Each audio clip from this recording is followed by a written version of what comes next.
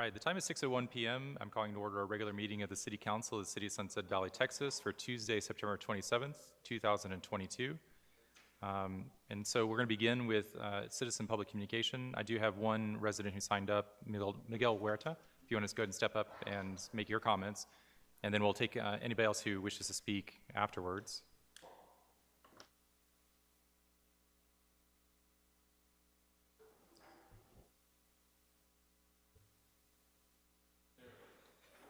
Howdy folks, Miguel Huerta, 16 Pillow Road.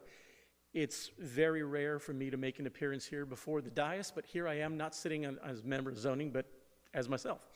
And the reason I'm here is I've seen a lot of city councils here in our city and cities that I represent. As some of you may know, I did local government law for a while, then I did utility stuff where I represent cities buying, selling water and things like that.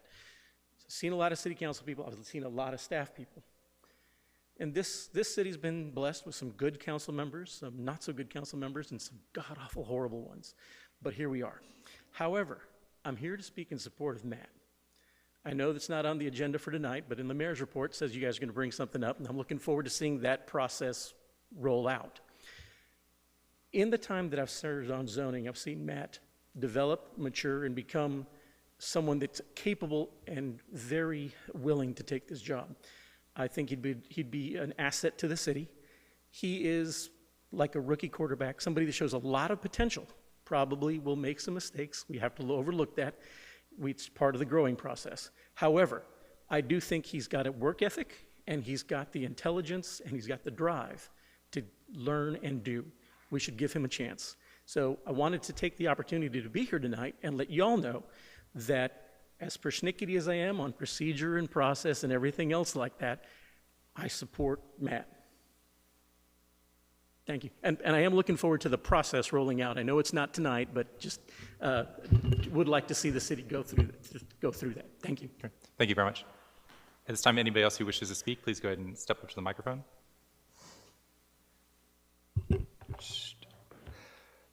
Conservation is my thing. Flowers from Bolden Creek along Van Wide, from the Weaver and Gaines ranches to the trails intersecting with Lady Bird Johnson's Wildlife Center. If I had a tenure of time at council, or even a moment with our community, together we would represent the past and the present working man at the marketplace by creating a brand and a logo for the community, recognizing a balanced colony of one most valuable order, yielding a proven commodity as one republic, working to ensure balance, proposing a nonprofit beehive colony for raw honey sales to support our conservation, alongside the local farmers market to generate commerce, which creates tacos and cash flow. Stop spending on splash pads and pools, and to believe in more than oneself is making flowers, and as diversified as a unit can be. If one council member of Sunset Valley has yet to retire, who cares to assist, sponsor, and endorse the beekeepers? We will find peace in town halls, democracy, and create funding for salaries, pay raises. Will any of you support the Sunset Valley PD and I by placing a pay raise funding initiative on an agenda item for discussion as soon as possible, so we can have an answer by this November 8th for three things: conservation, honey, flowers, and money, employment for locals, and pay raises for our police department with the same SOP of the MAGA independents whom were made to retire, just as Ken Cassidy and me. 4 minutes to compel with equal opportunity for employment for residents of small businesses or industry. I love driving 35 into Austin to Round Rock, said no one ever. This is Texas, where deplorable independents have cultivated, from the Alamo City and Picante sauce to Martha's Vineyards, land of the clam roll, where he or she learns he's not welcome, where 80% voted for Barack Obama. And there is no sauce. Hillary scored 72% here in this building, and the temperature on the borders would have heated to a global catastrophe had she been let in. My fellow Americans, the Yankees seeing the humanitarian crisis for the first time. It's a policy problem created for brown-skinned people from dawn to dusk. Real tears for John Wayne and the Queen. It's possible Sunset Valley just removed the administrator, Sylvia, to insource and hire unqualified help. The farm located on Reese is gone. The council member is gone Willett. He's selling his property. He purchased his dream in a floodplain and raised livestock in a creek. The luck for some of us in the old 1930s original Sunset Valley farmhouse at 3 Pillow. I've owned horses, cows, turkeys, geese, and chickens, fish, but no pigs. As a taxpayer voter, until further notice, the principal of Sunset Valley's Elementary is on notice. She nor anyone else will park churchgoers at the school to enter a dwelling, barring them inside, without complete fire marshal liability of the APD, and the fire marshal is speed dial. Ambulances arriving next door with the mental health issues erupted while the system is manipulated in over 300 welfare checks to Sunset Valley's Elementary Principal's office. The doctor of the AISD, you will stop dishonoring my family and address the ridiculous issues in Texas of PTSD. It is real. I am asking you to place on an agenda item, Sunset Valley City Council, 2 things: pay raises to our troops in the Sunset Valley PD, and the removal of a bad actor who is harassing me and annoying, if you'd like to add to the end. Thank you and God bless. We'll see you 2023. I'm off to the hurricane land. Got to make me some money and I'll be back. Thank you. If there's any other members of the public that wish to speak at this time, they can go ahead and stand and address the council.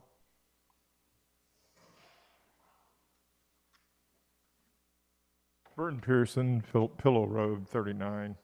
I wanted to talk about, real quickly, agenda item 10 and 12. 10 is the talking about the rates for utility people.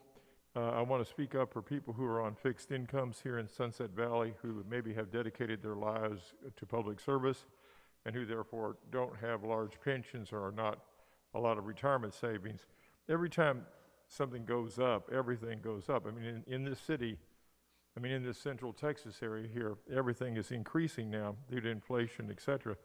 So every $5 becomes $10, $20, $500. So I just want to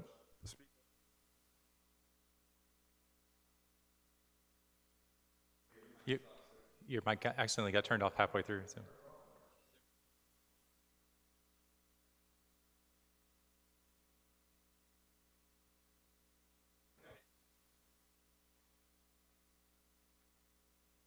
There it is. Okay. Is it on? Yeah, okay. And agenda item 12, we're thinking of giving a contract to Texascapes. I liked it a lot when Public Works had their own groundskeeping group that we could kind of know and talk to, and it was easier to communicate with them. And I just really, and I felt like they really kind of cared about us individually quite a bit rather than just coming in to cut the grass and take off. So anyway, those are 2 things. Thanks so much. Thank you. Anybody else at this time wish to speak?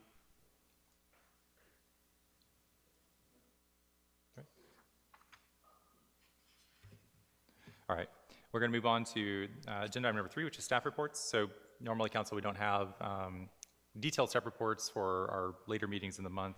I did want to include an update from the mayor, as alluded to in the public comments, and we also have an update from Carolyn in Public Works. This is intended to be, a transparent process, and we want to make sure that the public is informed about where council's thoughts are. Council, of course, can only meet and talk when we actually have called meetings or, have a chance to do that. And so at our last meeting, there was some discussion following one of the agenda items in terms of the process and the next steps we want to take as a city in our city administrator search. We're still deliberating how that's going to work, and we are going to be bringing, we'll be calling a meeting to bring that item, something we can address in its time, apart from our budget, which is a very heavy item tonight. We have a very full agenda, but I also didn't want to wait until the 18th to work on the next steps as part of the transition, which is our next meeting because of National Night Out, which is coming up next week, and then we have the Meet the Candidates on October 11th. And so there'll be some time before our next call, our next regular meeting.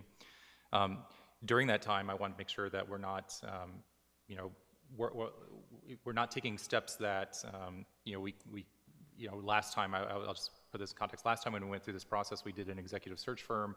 There were some missteps in that process that I don't want to repeat. So I don't want to go down the process of saying, you know, committing to executive search firms that were going down a path and if we're, you know, redirecting in some other way before we formally go and assess any proposals. So I'm putting on hold any of that activity until we've had a chance to bring back the information in my mayor's report, which is consideration of a longer or full-time appointment for the interim city administrator, Matt, as city administrator. And so we'll be bringing it back as an agenda item in a future meeting and making sure the public is informed about that. And then I'll also hand it over to Carolyn if she stepped away. Do you want to, Matt, do you want to summarize Carolyn's public works, and then we can take any questions from council? Let's see if I can. So, yeah, I was at the Public Works Committee meeting when she brought this before the Public Works Committee. So basically, we're getting a free demonstration of a product. It's called Stripe It, Stripe It Up and Seal Master. It's called Liquid Road. So a lot of cities apparently are moving towards this. It's not necessary. I believe it's a lot for aesthetic reasons. It just makes the road look a lot nicer. It's not to replace crack sealing, from what I understand. Is that correct, Sylvia? I don't think it's meant to replace crack sealing, but it's a free demo. So I mean, there's no cost to the city. The company is going to come in. I believe it's going to be right out here along Jones Road in front of City Hall, you know, where we have this fun little curve and lots of traffic. So we can see, you know, how it holds up. They will, you know, cover, they'll cover the maintenance, setting it up, you know, bringing in the traffic cones and everything. So it's absolutely no cost to the city. So I believe Carolyn was just going to inform you all of that plan. It looks like the weekend of October 8th, so that's coming up the weekend after next would be the installation. Councilor, any questions? We'll start with Councilor Reitz and then Councilor Johnson. So this is sort of a halfway ask or something. I was listening on the news one day and I heard something about something in California where they were putting on the roads. They would paint on the roads or the surfaces, and it would reduce the heat that was reflected. And I thought that would be interesting to pursue that, at least get more information on that, given our big burger parking lot and our streets and that type of, not that we would make a huge difference, but maybe it's a step. Do you know anything about that product?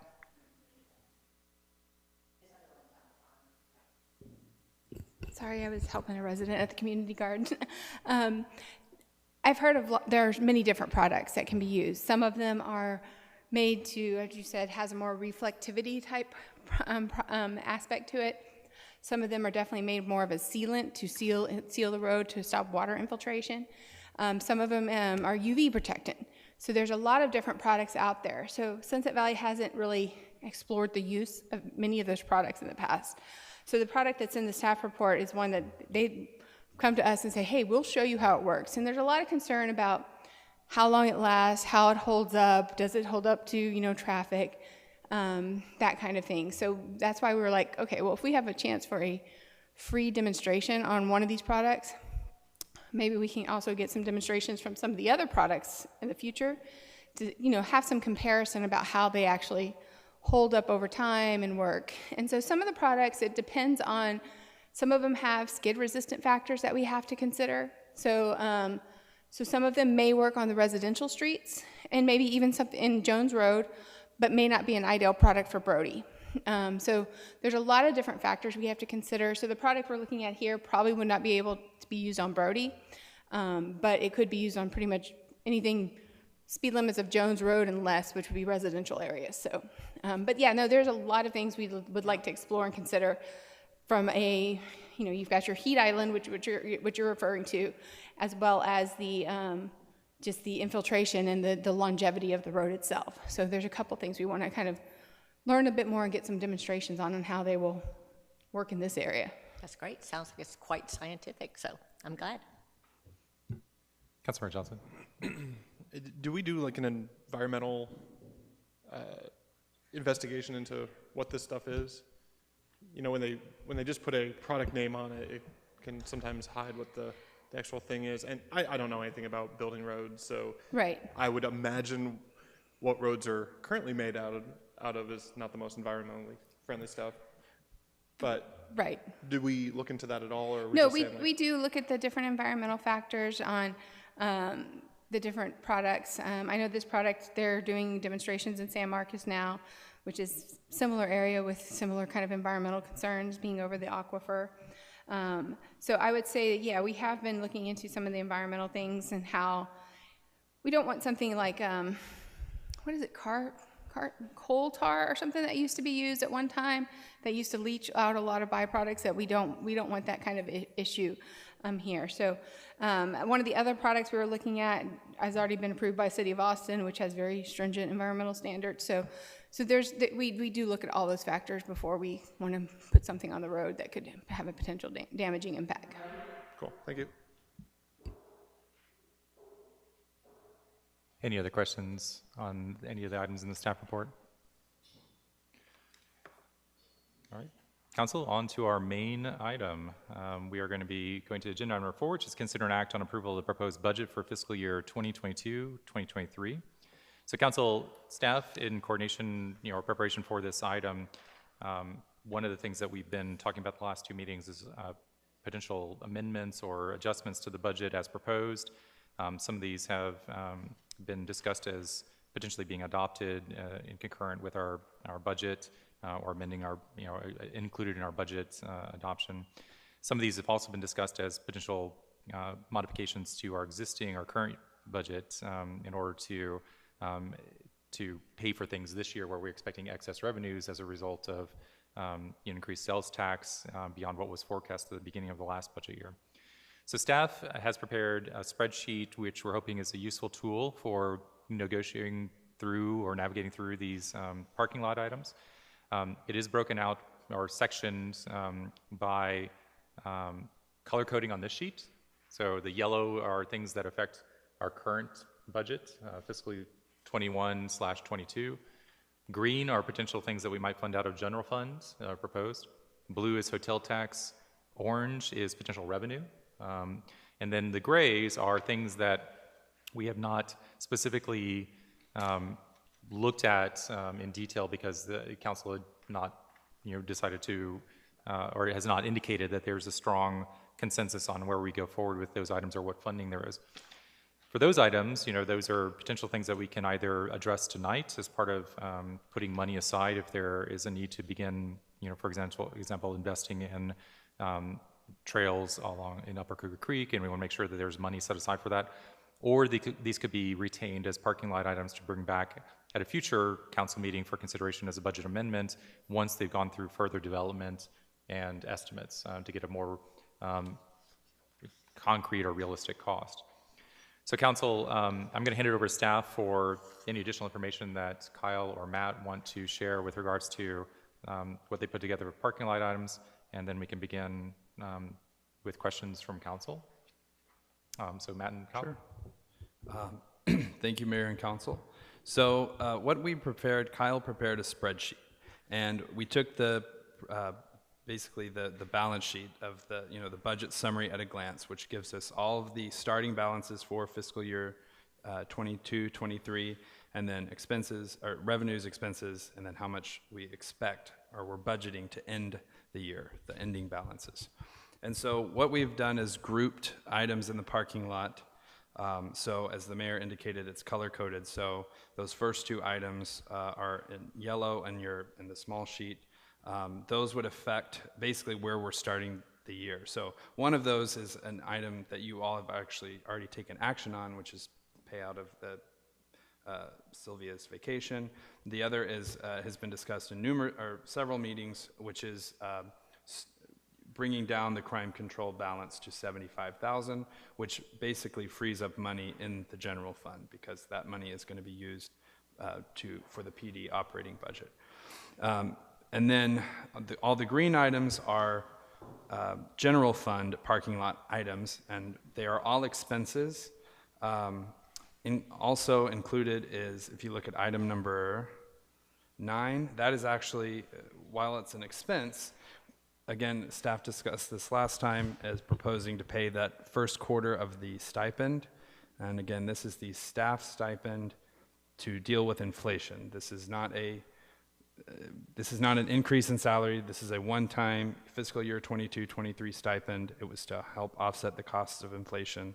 It's around 5% of total of salaries. Again, not every staff member is getting 5%. It's allocated based on where the staff member falls on the pay scale.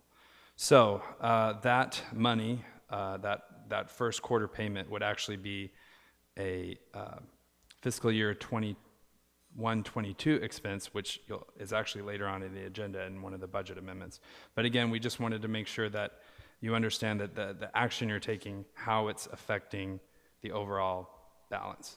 So it will lower the general fund balance starting, but then it also lowers expenses because we're paying that first quarter in this current fiscal year that we're ending.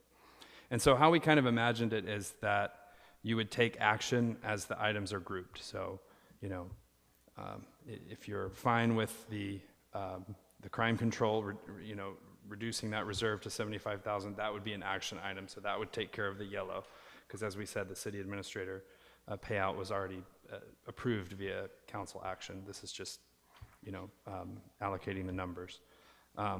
Item 3 through item 10. And I did want to say, item 10 was discussed, that's an addition. You all have not seen that. That is additional salary for our audiovisual tech, who actually has another job, another function of the city. He's a public works technician, and so we just wanted to make sure that any overtime hours he's working or any special projects he's doing for that are not coming out of public works, especially their overtime budget, because that needs to be reserved for public works things. The AV tech is an administrative cost, so that's why you're seeing that. That's really the only new item on this list. Everything else was on the list last time. So yeah, we're happy to answer any questions you may have, but that's kind of how we saw it going. And then Kyle will be, Sylvia's going to be helping with the numbers, but basically we'll be updating as you take action. We'll be updating. Totaling everything, so we'll have a running total. And just to remind you, so we'll have an updated budget summary at a glance, right? We'll know where we're starting. We'll have updated revenues, expenses, any changes made there, and then updated ending balances. But what you will not see this evening are changes, deeper into the budget and all the departmental. Those will be made by staff later before posting. So just wanted to make you all aware of that. Thanks, Matt. And a couple questions I had. One is the rebates that we looked at last time that were recommended by P&E. We didn't take action on those, and we don't need to take action on them tonight because it's not like a rate that we're approving, but there will be some, I guess, changes to the rebates, and that might affect the budget. Will that have to be brought back as a potential budget amendment if we increase the rebates or decide, for example, to do more water conservation rebates? And that would require a budget amendment at this point, right? I believe so, yeah. Carolyn and I would need to look at what changes council does adopt and then what is currently budgeted for conservation rebates, and maybe even take it back to P&E just to get a more concrete number of, okay, this, after all the changes, after we're going to remove this program, we're going to add money here, this is a better idea of how much we need for. Okay. And again, it's always a budgeted, estimated amount because we don't know. And with those funds, it's, we set the funds and we allocate them to residents until that line item's depleted. So we will need to come back with an ordinance to adopt the official rebate programs if we're going to change them. So that would be something we could have at the next council agenda. Okay, and that's something we could bring back on the 18th if we decided on any changes, or just to say we'd like to bring back the P&E recommendations and revisit that and, and formalize it as an ordinance. Okay. Yes. The other item, just as a note, I think, in addition to the AV tech, which is new from last time, we also have the item 22, which is the UniVista server replacement project. There is additional backup in the council packet Essentially the server that we have is reaching end of life as far as warranty, and Univista has proposed a project. We'll have to take on this project in one fashion or another. The question is, do we want to include it as part of the budget we adopt, or bring it back as an amendment if we want to review that contract specifically at a separate time, or if you're prepared to do that tonight, that'd be something else that we could bring back as part of our general fund adjustment as well. So, all right. So council, taking questions or starting with council discussion. Councilman Reed? So do we want to go line by line on this parking lot, or do we want to just go person by person? I mean, how do you want to handle this? Line by line? Yeah, I think we've got enough take time a to go vote? line by line and Okay. get some consensus. so. Okay.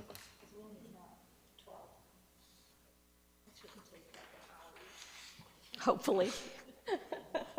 Well, and so we can start with, so item number 1, we already approved as an agenda item in our Yeah, last that's meeting. done. So that's done. It's just, we do have agenda item number 8 to adopt the budget amendment if we want to Yeah. go down the path. I would say, in addition to item number 1, we can skip to item number 9 because they're paired in agenda item number 8. So item number 9 is the stipend payout from this year, which is part of agenda item number 8, proposed budget amendment, to pay out the first quarter of the stipend from this current fiscal year instead of paying it out of this next year budget. The reason it's marked here as it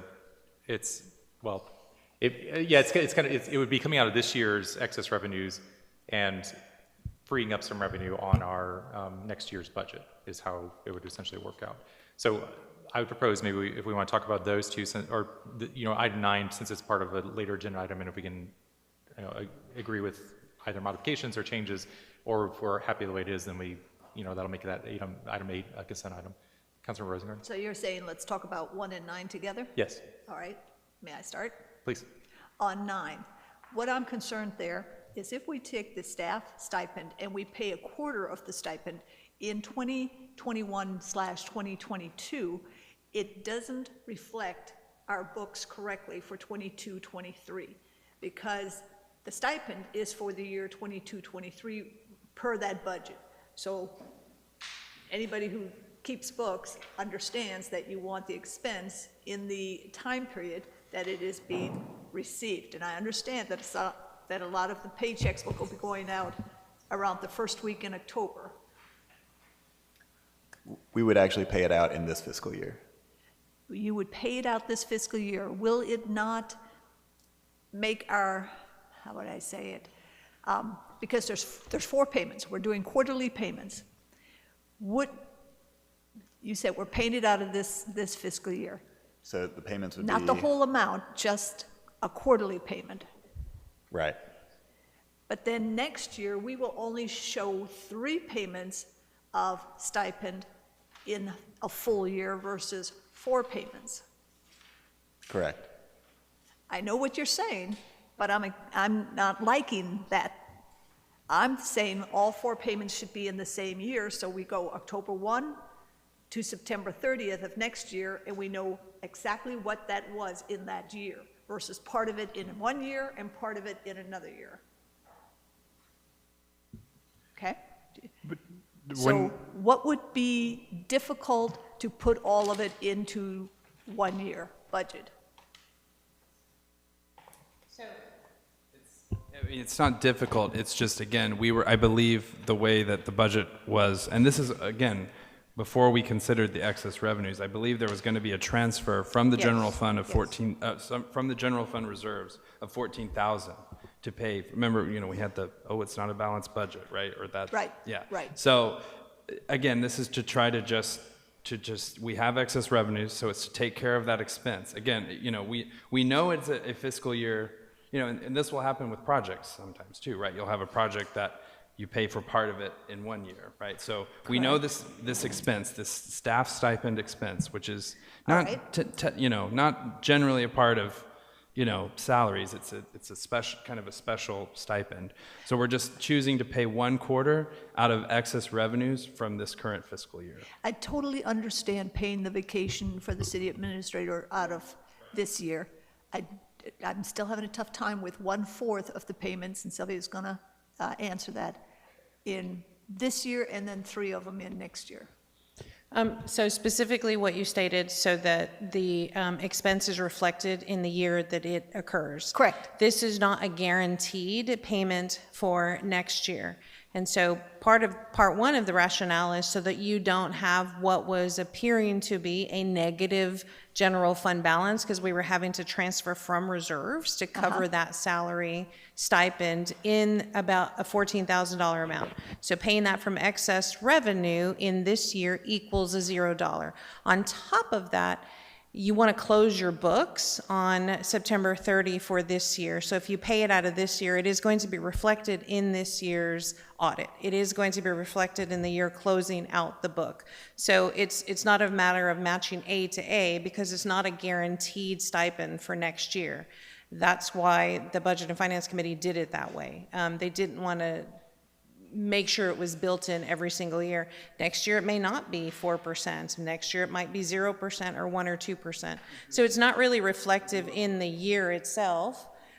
It's going to be, because you're struggling with two different things. You're struggling with the calendar year and you're struggling with the fiscal year. For staff, it's going to be reflected in their W-2s as money that was earned in the calendar year. We're struggling with a fiscal year, which is October. So, really 3 reasons, right? Keep the auditors happy. The expense occurs in the year it's incurred. 2, you don't have a negative transfer from the general fund or have to transfer out of reserves.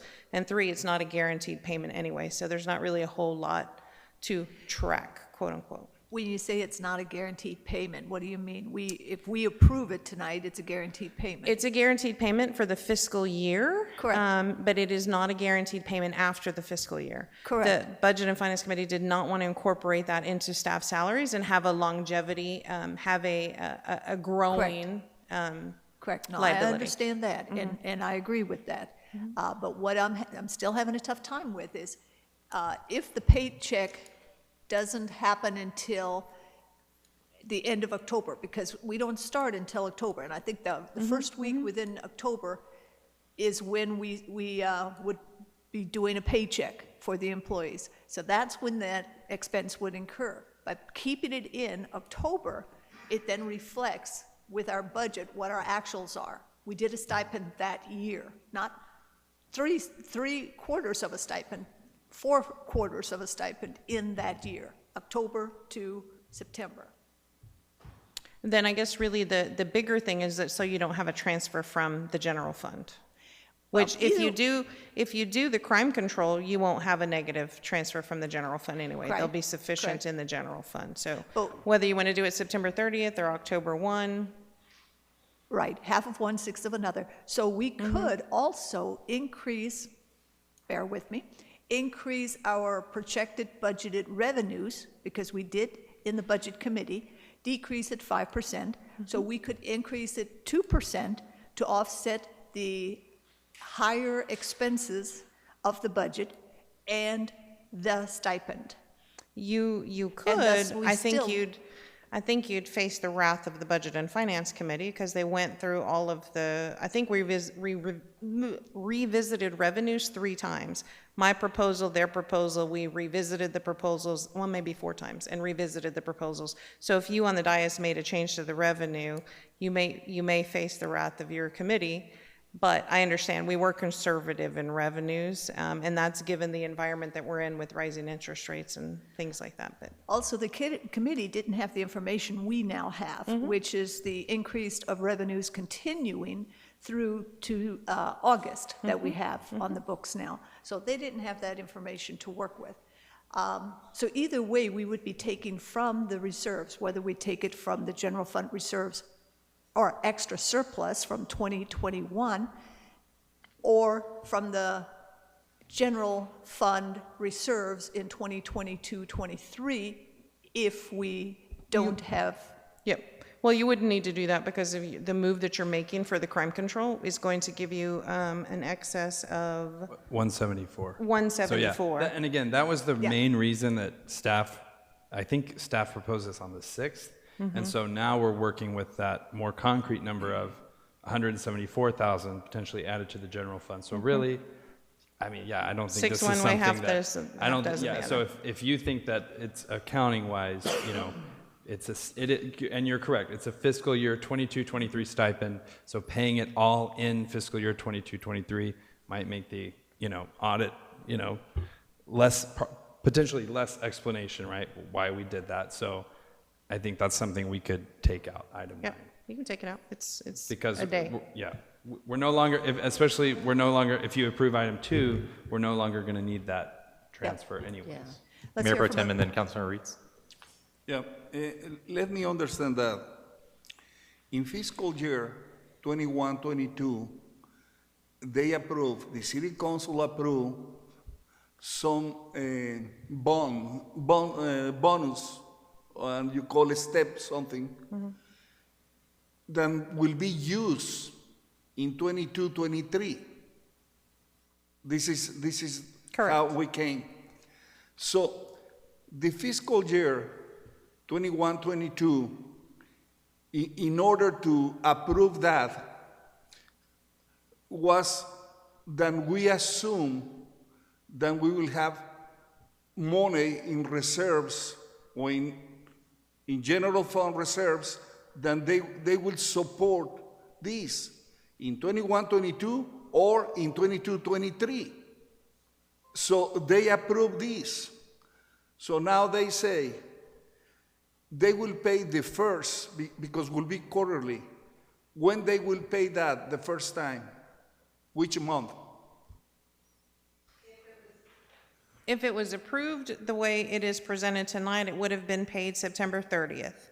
If it's not approved, and it's included in the budget, it'll be paid with the first paycheck in October, which is, I think, the 7th. So in this case, we will pay ahead. Again, as I say, bonus, something. So perhaps in order to have much better the books, when we are talking fiscal year, is different than calendar year. So in this case, you can have an approval before because you have funds. If we didn't know what happened, we couldn't approve that this year. So for next year, I think that we have to allocate that money for the next fiscal year. And we say, yes, we are doing that. Yeah, but you have to use all the 4 quarters, not only 3 quarters. Because as you say in your audit, and at this moment it's how we prefer. So it's not something that, if the council prefer to have fiscal year and close fiscal year in order to be more representative, we have that freedom. So it's not something that we cannot do it. So the member Rosengarten, she's right, in my view, and I don't dispute their view of the staff, but this is, in one way, perhaps how we want to have the books. And we want to have the book for 22-23, all the expenditures. So this is how I can see that. To me, it's just cleaner. Councilor Reitz. So I would agree, it is a little bit cleaner, and it's, from a historical perspective, if you're going back and looking at it, you might not remember that, that stipend was paid a little bit the prior year. So I would agree with that, just to keep everything cleaner. The other thing that would be nice is that second stipend payment be paid in December instead of waiting till January. And that gives a little bit of a holiday pay kind of thing, if that would be helpful. It doesn't, from our perspective, it changes the December statements, but it doesn't really change our budget that much. But it would also be, that would be 2 payments in each year from each person's W-2. So from a tax standpoint, that would be a little bit nicer for our staff. So that's what I would prefer that we do. All payments in the coming fiscal year, and we do 2 payments between October and December.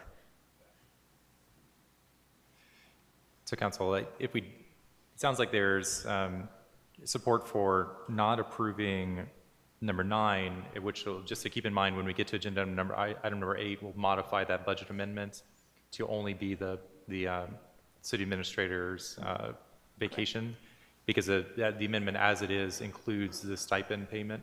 So just to remember that if we're not moving forward, it's really kind of, a later agenda item. We can't approve that on consent. We need to, pull that one to modify it specifically, or it has to be the right wording, I guess. So I think that's fair, and I think we've got the revenues. Let's go to number 2 then, which is our potentially a way to pay for some of these items, if, as Councilmember Reitz proposed, and there was support for utilizing the crime control tax as a way to fund more of the Sunset Valley Police Department's budget items in order to free up general fund revenue by taking it down to cover a minimum of 3 months staff salary, so that fund can continue to pay out salaries if there are adjustments in the revenue throughout the year. And with that, the number that would essentially increase the expenses for line items in the police department budget by about $174,859 that are paid for out of the crime control tax fund, and those corresponding items in the general fund proposed in the current budget, that would just be excess revenue. Well, it would be money that we would have a slightly unbalanced budget in the sense that we would be, more revenue than we would have budgeted items, but some of that could be used to pay for later items in our parking lot. Councilor Rosengarten? I just wanted to say first, before I go too far into this, I want to really do a shout out to the Finance and Budget Committee once again. They really did an excellent job on working on this. But keep in mind, Budget and Finance Committee, just like any committee, give recommendations to the council. We still can make other changes and other decisions up here. For instance, one of the things that was mentioned on going back to the stipend, that was quarterly. So if somebody was open to monthly, we could also discuss that. So I just wanted to bring that up to let you know.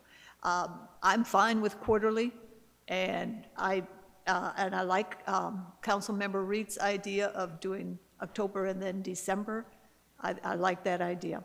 And then on the crime control, the reason the committee went to depleting down the crime control, it never was the intent to have a reserve in the crime control. So rather than taking money out of the general fund and moving it to the crime control, we wanted to make sure that we used everything in the crime control for what its intent is, which is crime control, public safety, et cetera. And then that reserves some funds in the general fund. Thank you. Councilmember Johnson? So as far as the CCPD fund, I think you're the chair of the Crime Control Prevention District. Didn't we have this? Vice chair, I think. The mayor's the chair. You're the chair, you're the vice chair. And the fund itself seems like money chief might have a say in using. Is this an administrative move that, obviously it is your budget, so you'll look at this and you'll look at it and just, you have eyes on it. But are we just moving around to make our general fund easier and chief really has no say, and he might say, well, no, we can do a lot of stuff with that money. Which it's fine if it's not really part of chief's budget or the CCPD's budget, but and I agree with kind of burning down the fund because that's what we raise the money for, but I just want to make sure that this is a good policy to set. Yeah, the crime control, it is very specific of what it can be used for, and it's not that we can spend it any way we want to. It has to be used in special ways like salaries or special projects, special equipment, that type of thing for the police department. And so the chief is well aware of all of those things, and it's just really an issue of when we pay for a police officer's salary, we can take it out of general funds or we can take it out of crime control. And we should always deplete that crime control down to a operating basis and then go into the general fund. But you do agree, it almost feels like we can't use CCPD for anything else. But Oh, we can't, right. Right, but can pay for things in the police department and then pull back money from the police department budget back into general. You know, No, we're not doing that. I- You're confusing the two, I think. It's maybe not you're confusing it, but don't think of it as a shell game. It's not a shell game at all. It's basically, we have $450,000 or so dollars every year that we bring in. Every bit of that money should be spent. For some reason, whatever, we did not spend it in prior years. And so it's a matter of, let's get it down to where it should be, and every year we need to spend it for police appropriate projects. Does that sound, No, that's right, and I believe the original intent of it was to Yep. pay for the facilities. So it was always understood that that money was going to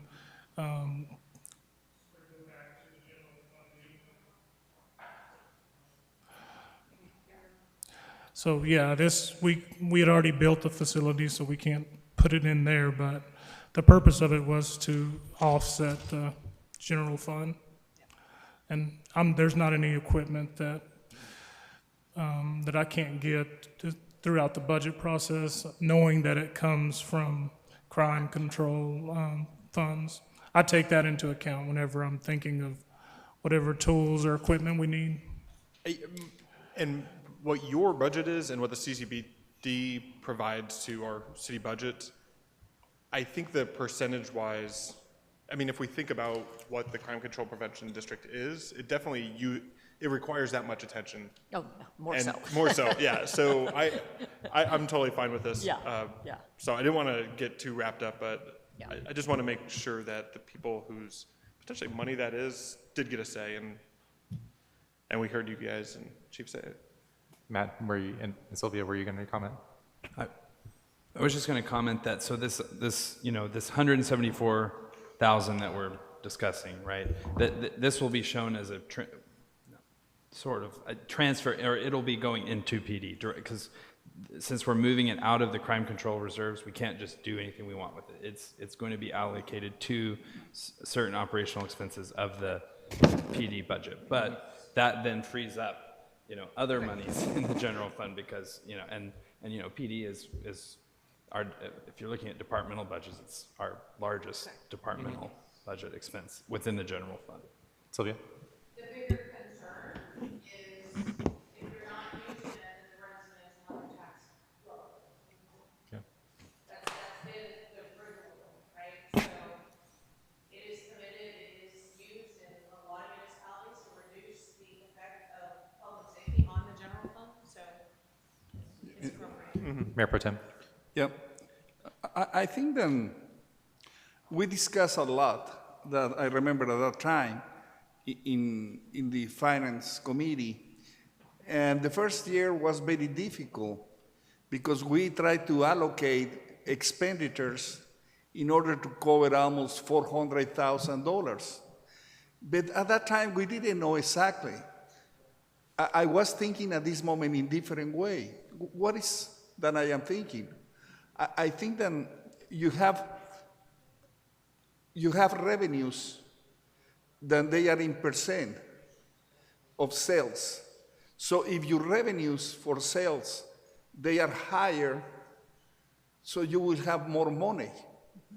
I think that perhaps at the beginning, we made the budget together. The police and the crime control, we put together. So, but at that time was, if I remember, we were thinking, will be, wow, we say over $1.6 million. And the police was 1.1. Say, no, looks bad for the police. How that will be 1.6? So in that way, we have two areas, but in reality, it needs to be only one. So why? Because in that way, if you say police and crime control is $2 million, for example, but you have revenues for some percent, 0.018% or 30, some percent from sales tax. So if that year will be $480,000, It's all together because it's in one package. If it's only 320, it's 320. But you will pay for all this service from only one fund. That is police and crime control together. So if we wanted, we can put that together. And in that way, we don't need to do any transfers, any nothing, because the money is coming from the same. Now, from general fund, it is the same. So, looking for me now, if I was, I will put together. And in that way, it's expenditures of the police. And the manager, the chief of police, he will know how he can play that. He knows that only he has so much expenditures for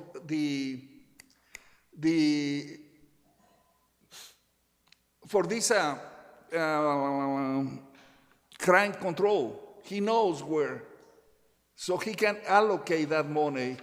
And if he doesn't have enough money, because the tax didn't give it to him, he take the extra money from general fund. Correct.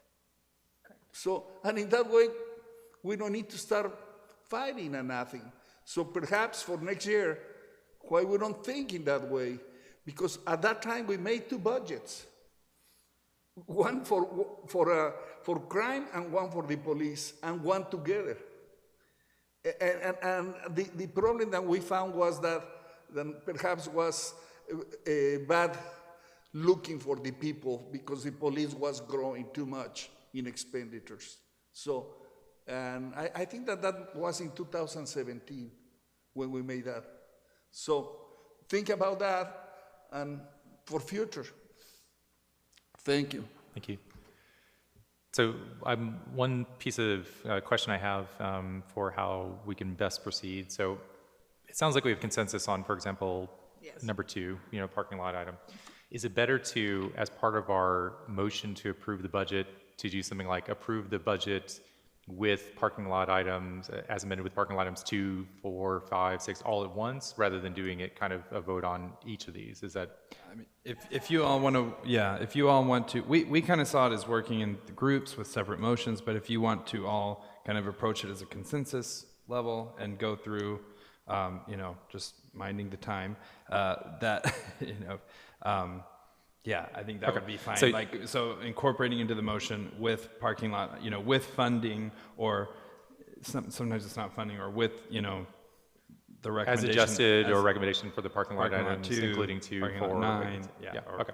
So I think, Council, as we go through these, I'm taking notes of which ones we have some consensus on. So reminding, when we go to the motion to actually approve the budget, we can include language that says as adjusted or amended with including parking lot items X, Y, and Z, if we want to proceed that way. So, Councilor Reitz. Okay, in the interest of time, I'd just like to say that I would approve items number 1 through 8, adjust item number 9, approve item number 10 and 11, and then perhaps we discuss at that point if everybody's kind of in agreement of those. Really, items 1 through 11, with the exception of number 9 being paid out in 22-23. Yeah, and we don't need to approve number 1 because that's already been. Yeah, that's already been It's a done. separate So item. it's really 2. 2 through 11. 2 through 11 excluding 9. with the change in number 9. Yeah. So if just. Well, actually in the eliminating interest of number 9 time. because Yeah, it's. or it's- eliminate it, yeah. yes. Yes, you're right, just eliminate it. So if, Okay. Okay. Any other questions real quick before we open it up to the public for that discussion? Councilor And Rosenkranz? all of these would be coming out of those that are in the green and the general fund would come out of the reserves, would not be coming out of, because it would put our budget over revenues for 22-23.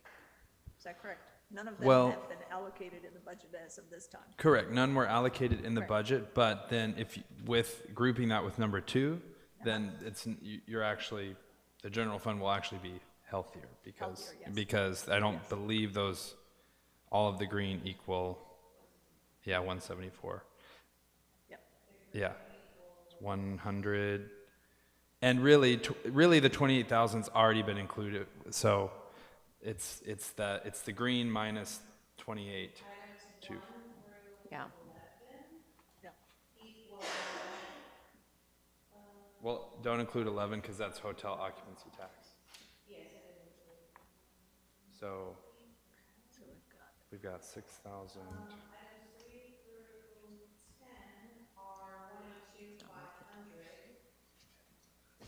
Yeah, I know.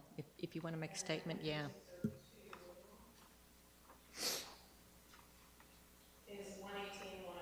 So, So there's, the money is from that 174 then? correct, yeah. Okay.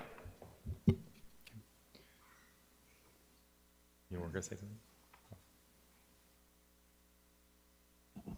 My take on number 12, we start getting into some really, Are you okay with all those? I'm okay with all those. I can save my Okay, let's statement save on the that last for our discussion of number 12 and beyond. We'll open up for members of the public who wish to comment. Or specifically grouping items 2 through 11 in this feedback section. So,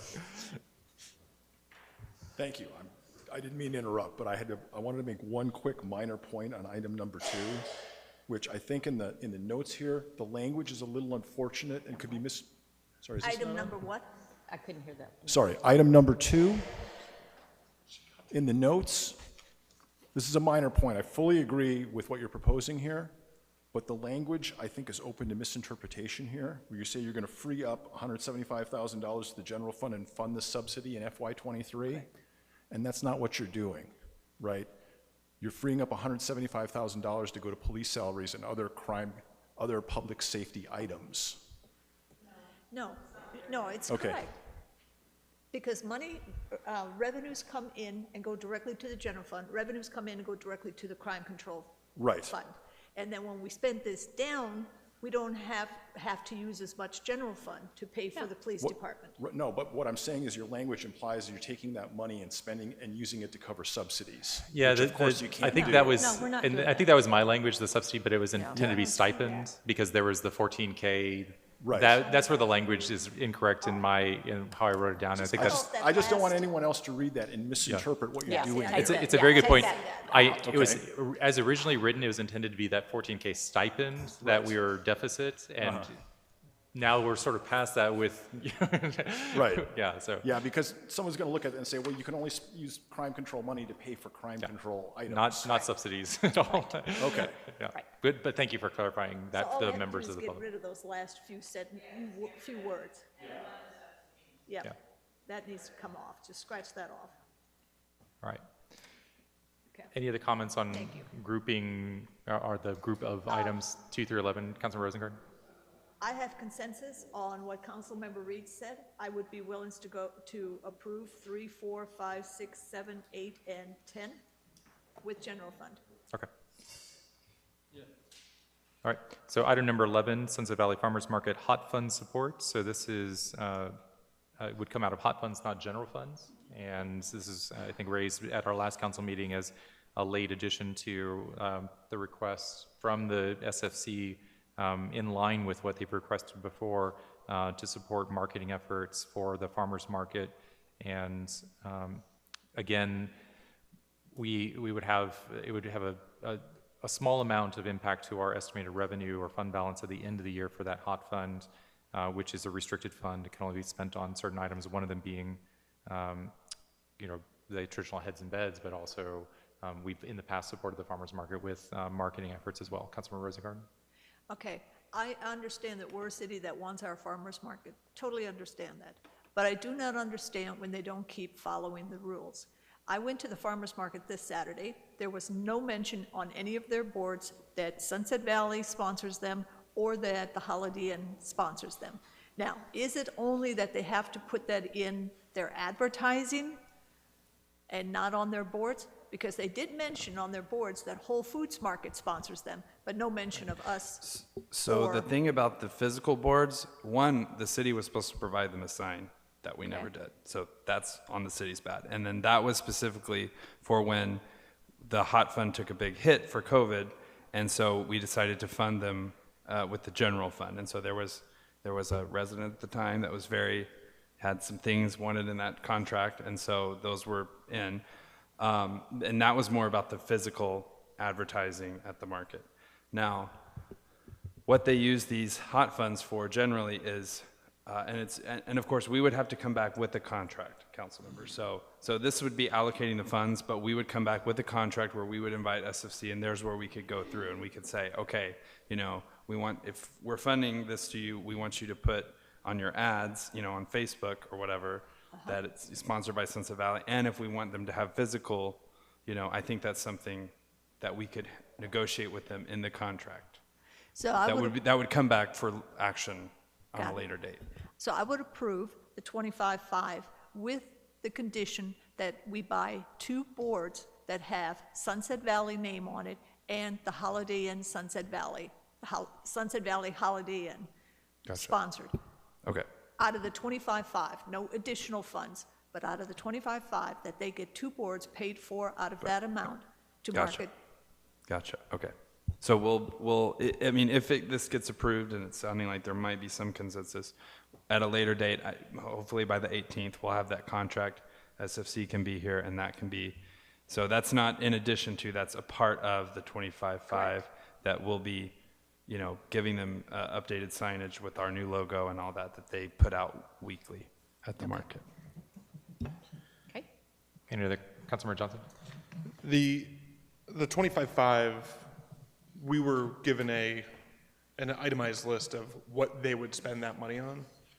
And so it wasn't just a number that they threw out and said, we'll figure out what to do with it. They enumerated everything, and They there can was. move it around, because they've done it before. I've been on CED where we've talked. My point is, it is something every week that brings people into Sunset Valley, and I don't know, if they came to us and said, we want 25.5, if they knew that they were going to be required to purchase two signs, which I think is a good idea, we should get credit for it, they probably would have upped it a little bit. So we're kind of saying, well, how much do you need? And they said, we need this much. And then we say, well, then also get this. And that wasn't part of it. And what it takes the hot funds down to is still an amazingly high number. So how much are 2 signs? Probably $500. Each? No. Total? Within. Can we just go to 26? It'll take it down by $500 by less than 1% of our hot fund budget? I'd like to stick to my first recommendation. Okay. And just to speak to Councilmember Johnson's point, so in the past, I think the grant has been awarded as total, all marketing money. And they were very honest and said, we don't need that much for marketing money. What they think that, and they're operating the market, what really helps, and as someone who used to work at a market, I can attest to this, is they want to use the funds for promotional items, which include doing the sample booths, right? So they go around and they get produce and different, things and the musicians, things that bring people to the market. So there's still the traditional marketing, there's still, some of this grant will be used to offset personnel costs that run their social media. So we can write things in the contract that, okay, we'll make sure you say sponsored by the city of Sunset Valley. Like, we can do those kinds of things. But to Councilmember Johnson's point, they came to us this year and they were very honest. They were like, well, this is what we think, rather than just saying, oh, we're just gonna spend this on marketing. They actually came with a plan saying, we wanna use some of it to offset the promotional cost of the sample booth. And so they're willing to work with us, so. I would suggest that they put a little more money into true advertising. I think if people don't know if there's samples there, or if they don't know there's music there, or if they don't know any of that, they won't come. And it may increase their visitors to it, and that's my suggestion. I'm not going to tell them how to do their business, but that's what I would do if I were them, because the farmer's market just needs some improvement, and maybe advertising, true advertising would help. So, FYI, but I'm okay with that. Mayor Pro Tem. Well, I support all as they say, and I believe if they provide at least for requirements of 25,500, and you came at this moment and you say then in 2019, almost they tried to purchase all of that signs and that kind of things, and we didn't purchase that, because we need to provide them. Now, at this moment, I think that we advance because now we have a better logo and other kind of things. And I think that, as you say, it's important that marketing, and in that marketing, I pass and sometimes I hear the noise and the music. So I think that for some people, they love to be here, but they don't know. So I think that as a suggestion, it's important that they need to do a little more promotion for that kind of things that they provide. Thank you. We might be able to take the signage, because I know Canales has come up with some ideas, and we can add the logos, but we might be able to take that signage from the beautification, which is also part of that big budget or something like that for those two, because that promotes the city with the logo and that type of thing. So, and that way they get the sign. That's a great idea. So instead of taking it out of their 25.5, use it out of our beautification funds to where we have control of those boards, and we can use them for our events also. And If we just bring them, or like they stop by on Friday, pick them up, and then return them, Yeah. and we can use them for events. That's a great idea. And if you have individual boards, one that's Holiday Inn and one that's Sunset Valley, Holiday Inn can use them if they have something going on. Yeah, you'll have to look at what Canales came up with, and there's some, it's a lot more creative and such, so, and it fits in with this whole beautification efforts. I knew somebody up here was smarter than me. So yeah, we Okay. can look at that. We still have, I think, 50, we just looked at that number, Kyle, 50? Yeah, 53,000, so we can look at that. And Canales already has some ideas to fix the sign we need to trim some trees. And again, that's our property, the Triangle property. And I'm sure, again, we can work out, if we're gonna be purchasing some new signs for the farmer's market to use, but ultimately they're the city's, I'm sure we can work out where the farmer's market stores them in their shed that's locked up every Saturday. And then when we need them, we let them know, and we, use the signs. So this is all things these are all things we can work out when we bring them back for the contract. When the motion is made, it needs to mention these signs so we don't forget it again, so it's on record that we need to So, get and some that, signage. and we're, again, this is from the 53,000 of the beautification. Okay. Any other discussion on number 11 in the parking lot? No. Number 12, which is the solid waste service fee, potential increase. This would be additional revenue, and we discussed this at, I think, the first meeting in September, potentially to offset some of the increased costs that we've been seeing for TDS contracts, and that's an annual cost we absorb, and we haven't increased rates. So this is also something that would affect residents, as discussed by or brought up by one of the public comments. So. I was just going to say, because I got the number from Carolyn. So again, a number that was proposed, I think, at the September 6th workshop was $5. Again, that wasn't increase. It wasn't increasing the rate because it's currently $184. It would just bring the rate to $5, which is about I calculated this as like $39 annually to each resident, right? That's what the cost would be. And then just as, so that $5, that number, I think where we got that number, where council was discussing that number, that was the increase of the service of going from biweekly recycling to weekly recycling. And so just as a point of reference, that the TDS cost per resident, the monthly, is $29.22. So that's the actual cost of the services, the weekly services. And so council, this would be something that we'd also account for in budget item, or item number 10, which is rates for adopting, which is right now, there's a placeholder there for potentially changing. So I think I saw Councilor Reitz and then Mayor Pro Tem. Yeah, we increased the collections 2 years ago, so it's kind of, you know, I think it's a little bit dumb or weird to all of a sudden raise the rates now. We don't need the money. It's not a lot of money. But the message is that whenever there is a rate increase, we will pass that on. That's the message. But this was 2 years ago, so it feels kind of dumb to me, to be perfectly honest.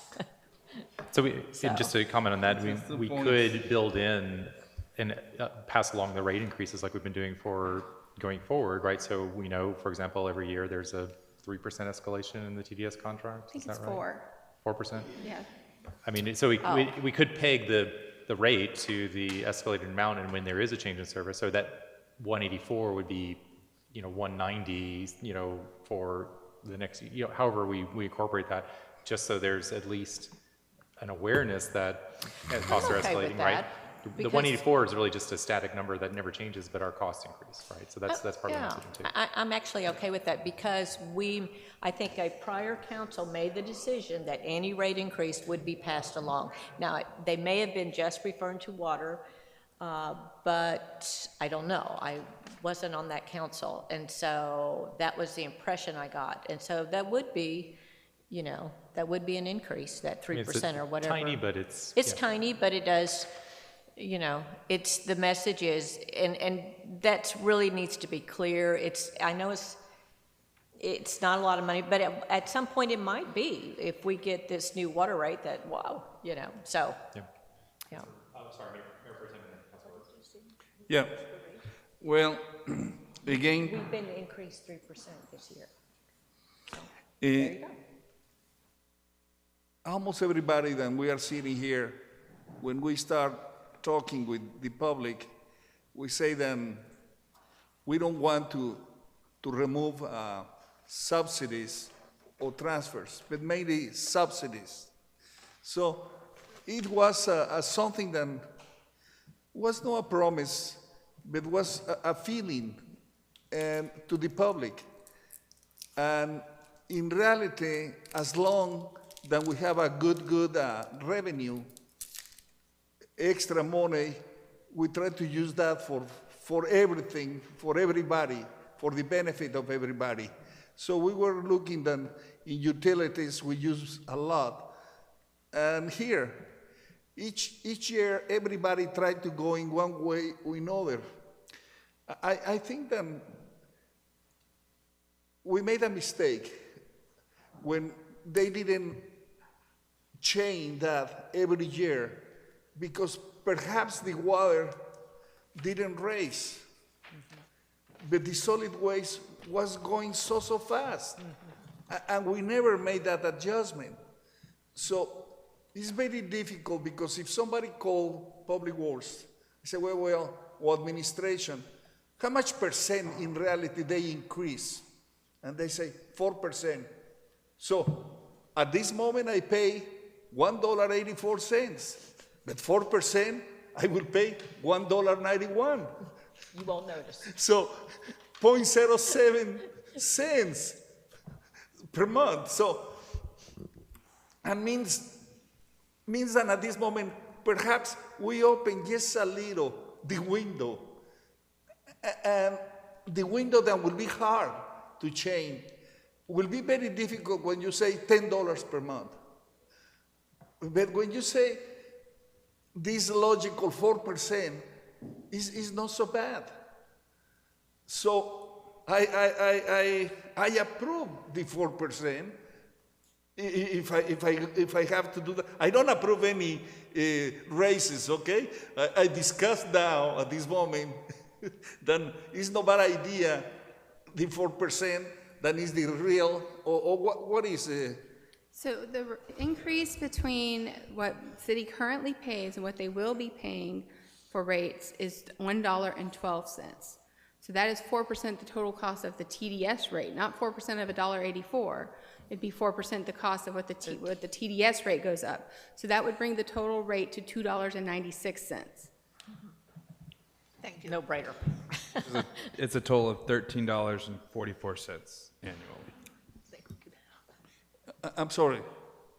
When you say 296 means then the additional 112 to 296 is 184. Yeah, so there's 184 is the current rate.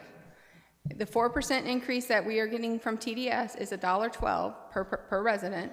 So the total rate would be $2.96. I'm sorry. I was thinking that the 184 was the cost. No. No, So from where came that 184? so that's just what the Well, rate this was, is- because the rates haven't been passed Yeah, along but, to the but customers. how that was 184 when they didn't have the raise, and now when they have the raise, it's 112. Yeah. Yeah.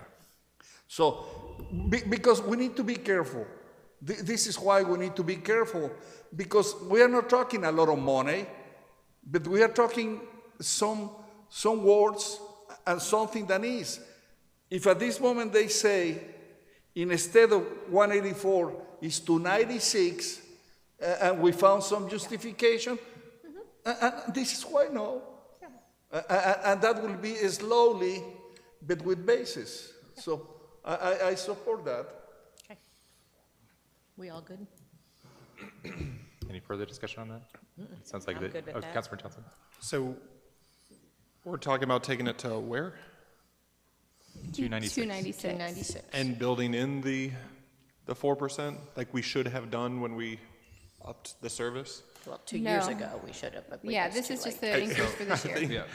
I don't think Oh, yeah. people would, They- it's not yeah. like 20 years ago, it's 2 years ago, and there was something that happened in those 2 years. But, yeah, it's 184, and if it was $5, I don't know. It's definitely not the cost of the service at all. It's, I don't know. So if I can only get 296, I guess I would take the 296 and then work in that, make sure that we have just an auto scaling, like we should have with any of our fees, so that we don't have to keep revisiting them. I mean, That's what we're saying. That's what we're saying. We all utilities, if we get an increase in water, wastewater, or solid waste, then it needs to be passed on to the residents and the commercial. So this year alone, we might only get 4% increase on TDS, but we might get a 5% on water, and we might get a 3% on wastewater. So we may have a total of, but where in whatever here that are math we is. pinning it to? Well, Because I don't want next year it passes and then in 2 years, it's like, well, we didn't do it last year, so only 4% this year. And the way math works, that number is just gonna go up, and we're gonna be stuck down at this level where we're paying $1.84 for weekly trash and recycling. So the way to recommend that we handle this is that we approve it for this fiscal year's budget, and then we bring it back as a specific agenda item to basically clarify what the previous council Yeah. said, which, to clarify that it applies to all utility rates, not just water. So the interpretation has been, it only applies to water. We haven't seen a water rate increase in 5 years, right? So it hasn't been an issue, thankfully, for various reasons. But this would just, I think that would be a separate agenda item, and that would clarify for future councils that when we are looking at rates, these rates are tied to costs Yep. increases. and that way it would be every year, all three utilities. Yeah, Mayor, and at this moment, if we go to 296, we increase 61%. So, but we need to understand, because we came from 184 to 296. So, again, I think that we know what is this. So a lot of people, not necessarily they have the funds. Or some people, they have the funds, but they say, why I need to pay that? The city is unique and has a lot of money, so why I need to pay? I don't want to have extra for this, extra for that.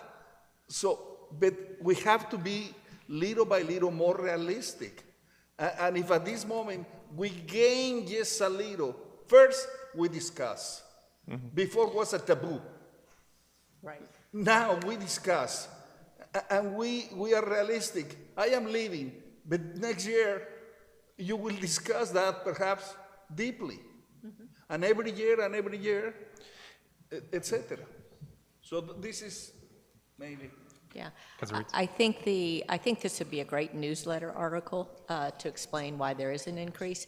But I think we also need to be very careful and state that as long as the city is in great financial health, we can do these subsidies. But this is not a guarantee, and we cannot guarantee any future thing. So let's just make sure we're not doing that. But yeah.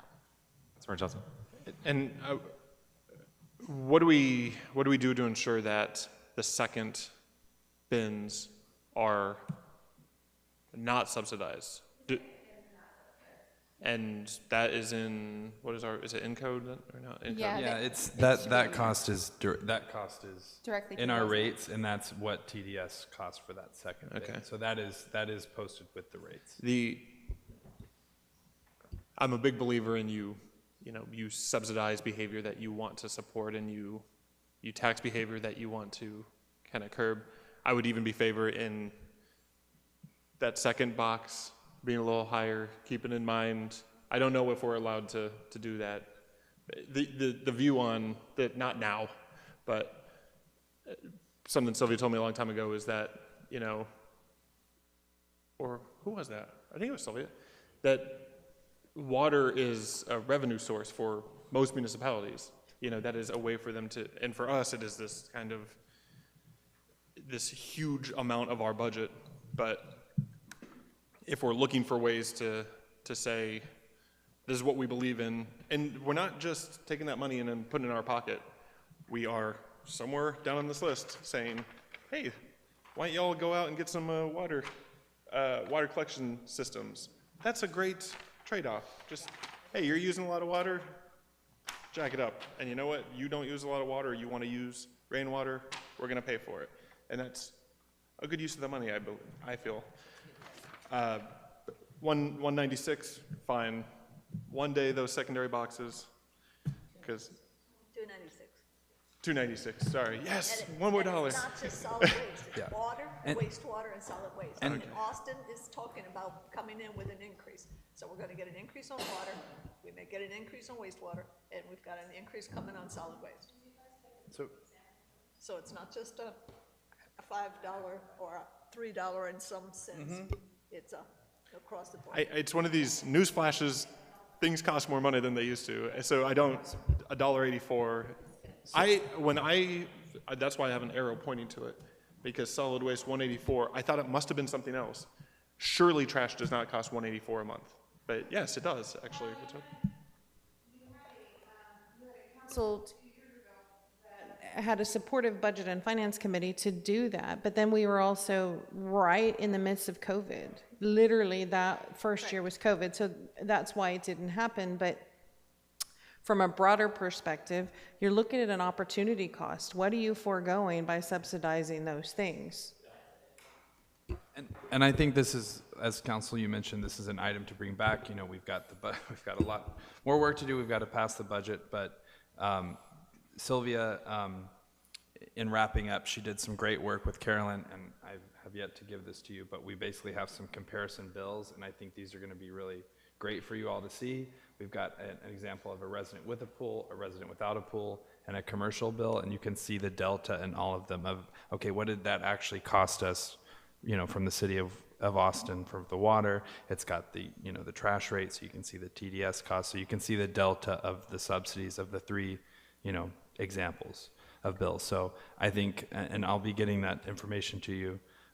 We've redacted it, of course, so you won't know which resident it is, but but I think that's something to bring back for a discussion at a later date. Yeah. Okay. All right, so council, I think we can, it sounds like there's consensus for the 296. Mine's in Austin. rate, and then bringing, And that will, Kyle will calculate, but that will change that, obviously that will change, or Right, bring it'll be down less- that it'll- 11,800 number will just be decreased. okay. So Council, I'd suggest we group 13, 14, and 15 together. They're somewhat related. These are recommendations that came out of the open space planning project, or ad hoc committee, for setting aside funding for restoration projects. I pulled one of the items from the recommendations, specifically because we talked about it as potentially a project this year for Upper Cougar Creek Trail, and that was the number that was a probable cost, but not a full cost. And then the Parks and Open Space RFQ, RFP. So Council, one thought is that we don't have to fund these with this budget. We can bring these back as items for further development and more realistic cost estimates. If there is something where we think it's important to set aside funding because we know these are priorities, for example, the Upper Cougar Retreat Nature Trail, we might want to go ahead and include part of that in the budget with the acknowledgement that we don't really have, this is not a real project number, this is a probable cost estimate from the ad hoc committee process, and it doesn't represent necessarily the design that we would want to finalize for any trail system. So I would just make it cautious to say we probably don't necessarily want to use that exact number. We might want to say we want to spend this much, or we want to target setting aside this much. So Councilmember Rosengard. I was going to say that very thing, number 14, Upper Cougar Creek. The other one I'm looking at is number 18, demolishing a home on 6107 Brody. And let's see, and then the other one was number 20, rainwater harvesting, as giving more, increasing maybe rebates for rainwater harvesting. So for those three items, the way you're grouping them, you're suggesting that we actually fund, as part of our budget, some money, or set aside some money for 14, 18, and 20. And we don't have the details of what those projects would be, but we can state with, the budget to say X number of dollars set aside, or funding in Upper Cougar Creek Nature Loop Trail, X number of dollars set aside for demolishing the home, with the understanding that we'll get real project costs for both of those items, and similar for the rebates, that they'll have to bring those back, but we at least have a placeholder to account for that. Councilmember Johnson. So 18 is pretty straightforward, initially even. It's, you tear it down and you haul the stuff away, all right. How difficult is it to get 14 shovels in the ground? It needs not. engineering and work on it. And to me, doing 14 before you do 15 and not having some kind of plan of where things are on that property is, we could build a trail, but what if we decide the playground needs to shift in this direction and stuff? So you're going to have, designing it and having a plan that you can execute from is probably a better way to do that than to just say we're going to design a trail, but then we're going to add this later and this later. Having the full design kind of the project would be the first step to happen. I might, go ahead. Well, and I was just going to say, and knowing that you don't have to do it all in one fiscal year, right? So when you adopt the plan, you can also adopt in phases. So, we could phase it out so that it's not, So I might, right, I all might, expensive at once. I might be blind to some of the progress. It's a total possibility. But in the last 2 years, we have been writing checks for people to do a lot of office work. And it's great what has come out of it, but I just want to get something done. It just doesn't feel like we were getting anything done. I know. There's a lot of work in there. So no, I think you can split the baby, because there's only a small component of that Upper Cougar Creek that can have anything built on it anyway. There's a very small sliver. But you do have to be cognizant of that when you're doing the trail construction. I hear you.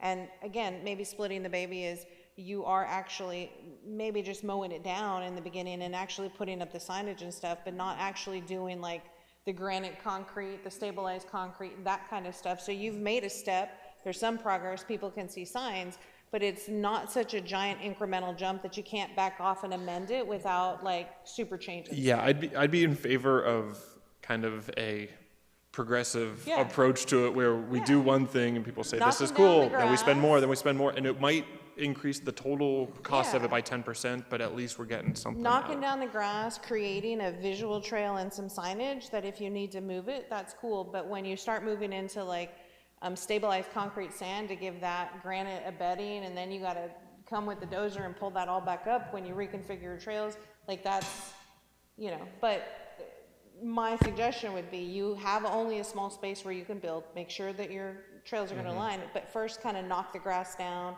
make things visual so people know what's coming without actually like building it, so to speak. Does that make sense? It does.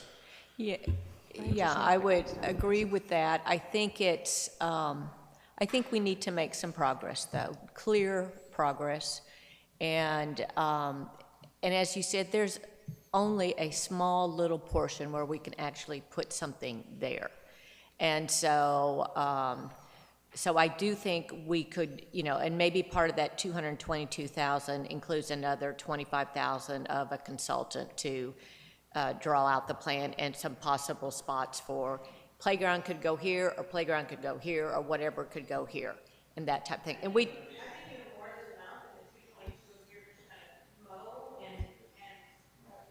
I'm sorry, I'm becoming one of them. I think 222 is more than enough if you're just gonna mow, delineate, and put the signs up. 222 is way more than enough to do that. I don't think you need an additional consultant, because then you might be mixing two consultants against one another, the one who's finishing parks and open space, and then this one's got this idea kind of thing. But I definitely believe if you build it, they will come. They just need to know it's coming. And the signage and the mowing of the trails and the delineation of the trails, I think is a good. That's a good first start. Yeah, But I'd also like to even see even more progress. Like the So, playground? Like a plan and actual action on it, Oh, okay. More than the luck plan? more than just a plan. No, the luck plan, the luck architecture plan that was drawn for Upper Kruger Creek? That needs to, I think that needs to be modified a bit. I think it's a little bit ambitious, but I think parts of it can be utilized. But, you know, I think a trail system in there needs to be accomplished. And then what needs to happen then is in the area where we can build on, we need to determine what we want to build. You know, whether it's a pavilion, whether it's with an art feature, or if it's a splash pad, if we really want to get ambitious, or if it's a playground or that type of thing. So, and there may be other areas we could put a playground that's more shady and a little more, you know, I'm not sure. But I think we need a bit of a plan that needs to be modified from our original concept, and then in the process, we get things mowed, and we get people on the property, and then we get started on it. And I'd like to put the money toward it. Councilmember Johnson, So- then Mayor Pro Tem. When I hear you say playground, are you talking, are there thoughts of another playground there? That Docks playground, every nickel we spend there comes back as a dime. It is Yeah, just. it's a good playground. If there's such thing as a revenue generating. So I would want to see almost that have more money put into it. There's one of those, I don't know how those kids sit in those spinny things, but one of those is broken and it's now Yeah. just like a. The spinners. I'm just waiting to find a kid gored on it, but that's what it looks like, that one kid's gonna trip and just land on it. But I think there's things that we could do to that. And during COVID, we extended Doc's backyard to be able to use some of that seating that was ours, which was great.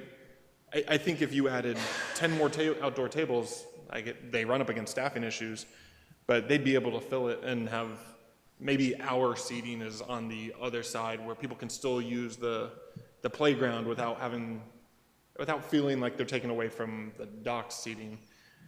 And we're up against parking issues as well there, but I wouldn't want another playground. I wouldn't want to diffuse, because you will pull so many parents away. I guess they want the beer though. I'll think more about it, but yeah, whatever we can do. And also there was $30,000 that was set aside for Upper Cougar Creek. It was environmental, legal, and some initial drawings. And all three of those were, and the legal, and none of that can be used to determine just where a trail can go? No. The concept plan has some trails in it. Yeah. Yeah. So, Yeah. but then I thought we heard that there's more planning that has to go into, even if we said 222, well, we have to decide where a trail can go. We still have to get like TCEQ approval and all of that. Is not just now if we're just mowing a trail, no problem. But if we are talking about constructing a trail, any major soil disturbance or anything like that, then that requires actual permitting and approval that we just can't draw it on a map and be like, it's good. So that's kind of what we're looking at there, is that idea of going ahead and moving and getting that good schematic design together, so that taking, like Sylvia was saying, that luck design thing, modifying it, getting it to the stage where then we can get it permitted through TCEQ and we can get all of that done. Yeah. So you have to have a plan to do those kind of things. If we're just mowing a trail, we can mow a trail, but we can't build a trail without those approvals. Mayor Pro Tem? Yep. I think that sometimes it's very difficult in some place to start moving. We start with some projects and we try to put in order the projects, and we call CIP. So in order to do the CIP, they made one study. And after they produce that CIP, they start taking some of that parts, some first year, second year, etc. So we start in 2021, some projects in paper, and decide. And later, 21, 22, and we will finish in 1 week. And we will start 22, 23. So, in one moment, if I have a business, I will say, what happened? Why is not moving? Why I don't see this action? So, do we need to have additional engineers? Do we need to have one guy that will, lady or female, that will be the project manager, that will be watching? But when I say watching, it's not to have, we cannot do this because we don't have these papers. We cannot do this because we are waiting for that. No. When you have a project, these guys, they are pushing, they are moving. Most of that contractors, they work for money, and they want to make money. And you put some conditions in the contract that if they will finish before, they have bonus. And if they will finish with time, and on time, and on budget, another bonus. But at this moment, we don't pass. All is still in design. And for us, at this moment, we say, we want to have this, yeah, but require engineering. Okay, and if you have the engineering, tomorrow we'll have another papers and another book. So, here, we are not civil engineers, then we know construction, but we are citizens that we want to see something. And sometimes, I think in the way that I was watching, for example, one pool, a pool that they were doing in Village, I asked him why they are not moving more. And he said, they don't have all the material. They are short of this moment of the materials. And they stopped the construction. But after that, they start moving again. But here, if at this moment I will have now 3 years with papers, and 2 of them with approvals, and still we have in our mind other things, and will be nothing. Nothing. And I don't try to be pessimistic. Believe me, I will try to be realistic. In order to do a project, you have to be sitting and calling so many people. And not necessarily you will have time to be dealing with other projects than they are here in the daily activities. Because sometimes when they are only 4 or 5 people, because you don't have a lot of people, and they have calls, they have meetings, they have this, sometimes it's no focus. And if you delegate the engineer, oh yeah, we are moving. No, tell me when. Well, this is not part of my contract. My contract was design. Well, but they say that the phase is also construction. So when they will start the construction? So, and this is not the persons. This is, I think that at this moment, we need to sit down and we need to start thinking. And we need to have a second or third opinion. Other people, not only what I am talking, other cities, how they are fixing that kind of problems. Because for us here, wow, and nothing is moving. And tomorrow, extra money, and extra money, and extra money. And we cannot do nothing. So, I used to be employee. And I was working in different times than now. But that doesn't mean that when they used to tell me this is the project, I was until I finished that project. And sometimes it was too much for me. I say, I'm sorry, it's too much. Why we don't go in these ways? Or why we don't hire another people, and in that way we can comply. We are looking at this moment $2.96 for trash, and we are over $300,000 that we spend in paper. So only we need to compare. So, and as employee, I can have a lot of things as a defense. All of this is a process, and in that process, you need to follow the process. But, for example, we didn't start with that project last month or 2 months. We started with that project years ago. And we approved that project, and they spent days and days when they approve, when the engineers, when this, how much money, and was a which race, for how much money, but we were losing the point. What is the action? What are the results? What is the progress? Not to justify if somebody was taking the money or not taking the money. At this moment, I think that we have one responsibility. And I am so proud that at this moment I hear that from all of yours.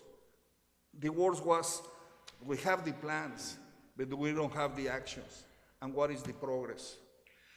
I know that our city administrator is leaving.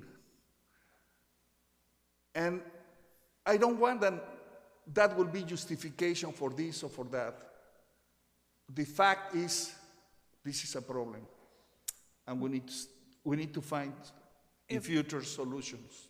If I may, when the Upper Cougar Creek project was approved, from the time it was approved to the time the plan came to the council was less than 7 months. What happens at this dais is that there is a lack of decision-making because it gets tangled at the committee level. There was a move to fund some action at Upper Cougar Creek, which started with the $700,000. Correct.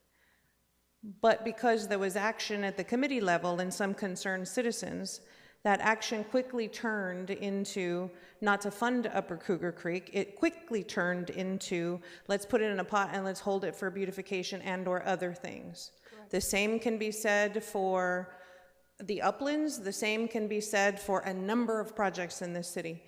You do not have a lack of staff who wants to execute. At this point, we have a lack of conscience in the council that can execute because your hands are tied at the committee level. It's no challenge. Pro Tem and then Councilor Reeds. Yeah. I think that a lot of words. The committees, they are important. They are part of the body. This is the body of this city. And for me, they are the same the heart, the same the stomach.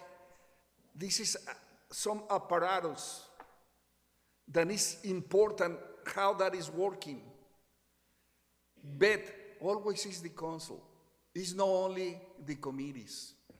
Now, because sometimes we can go with gossips or other kind of things.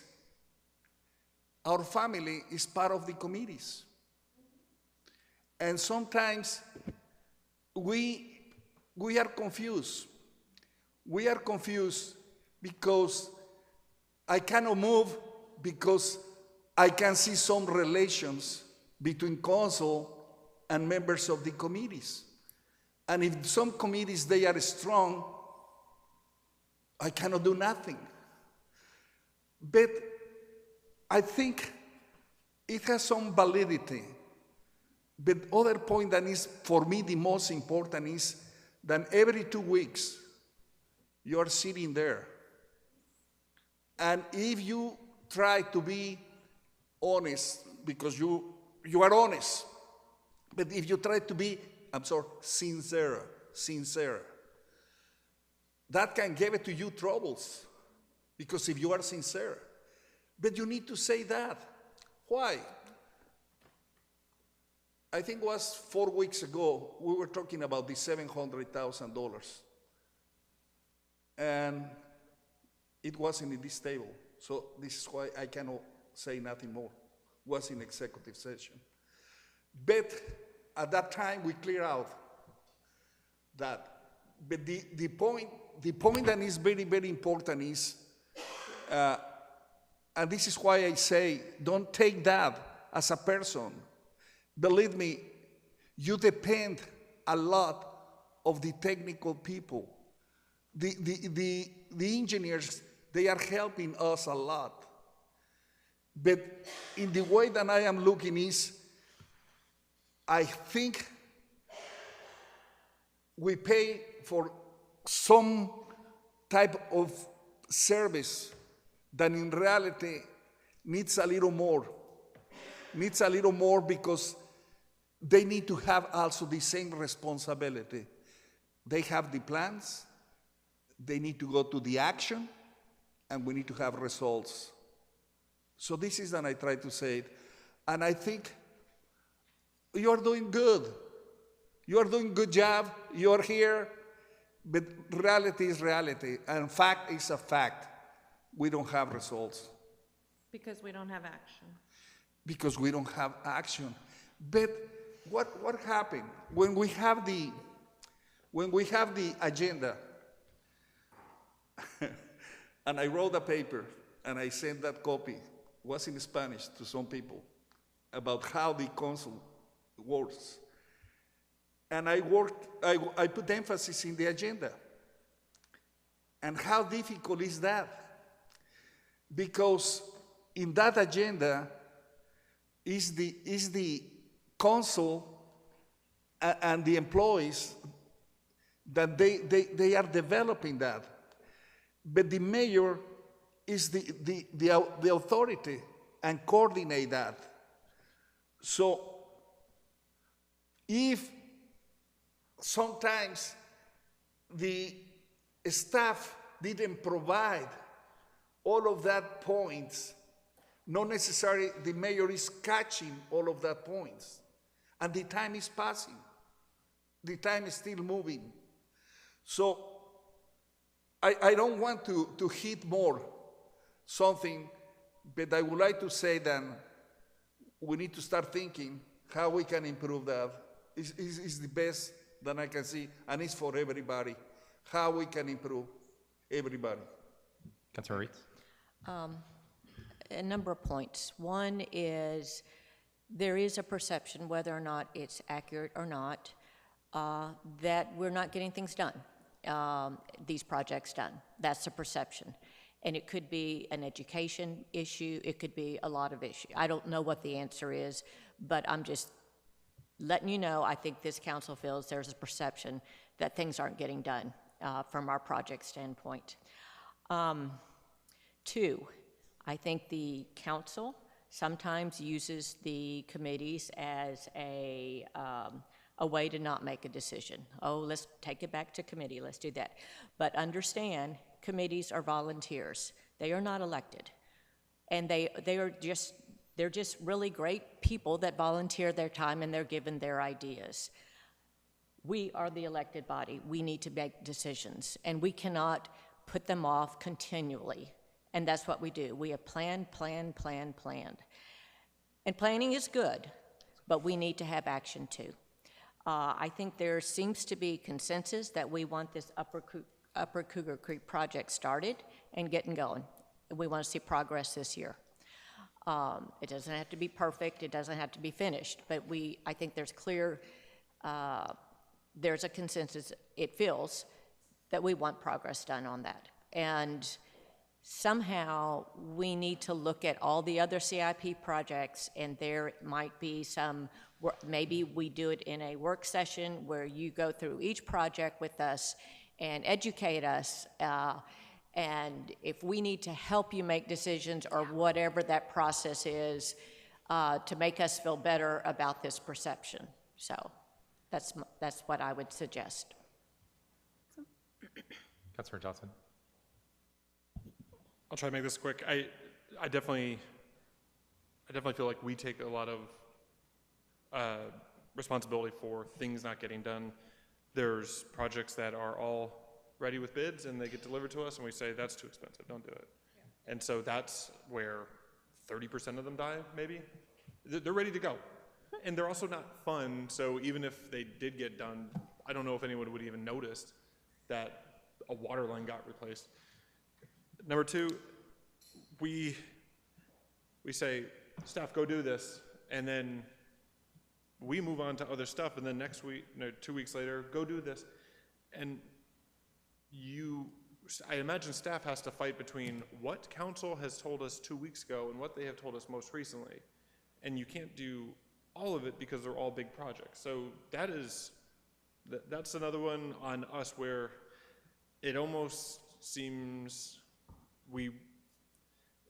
in my liaison position, I try to think about how much work is being given to staff and try to act as the marshal and just say, you've already asked for these 4 things, so why don't we now on those committees, I don't feel like they actually generate that much work, but I've heard from other committees and that there is a lot of work sometimes that's generated. So, and then the last one, which is you're going to disagree with, is Upper Cougar Creek. There are some things that I want to see happen there. The whole shebang. When we have talked about it, I know that we're the elected people, but there's the people that come and talk about it. There's a term, ratioed, where it's just the amount of people against versus support. I don't know how we can deny it. We say we're elected, yes, but then when we say this is what we want to do at Upper Cougar Creek, and it is just like no, and on the committees no, and it sends us. Why were we elected? Only to be shut down later by when each topic came up. You know what I mean? You've always been very vocal about what you want to do at Upper Cougar Creek. And then it's one of those things where don't be surprised that when I get elected, I am going to push for Upper Cougar Creek.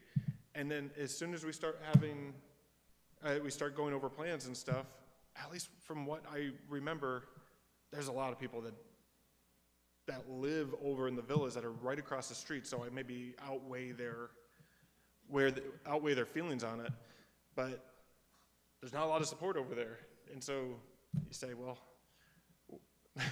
it just becomes a thing where it's hard to make anyone happy. So Well, You don't know that. they're the ones that are here. Like, we're the people that support it. That's all I'm saying. There must be 100 people who live up there, 200 people. So How do you know that? Where's your data? it is the people that come and speak who are like against it.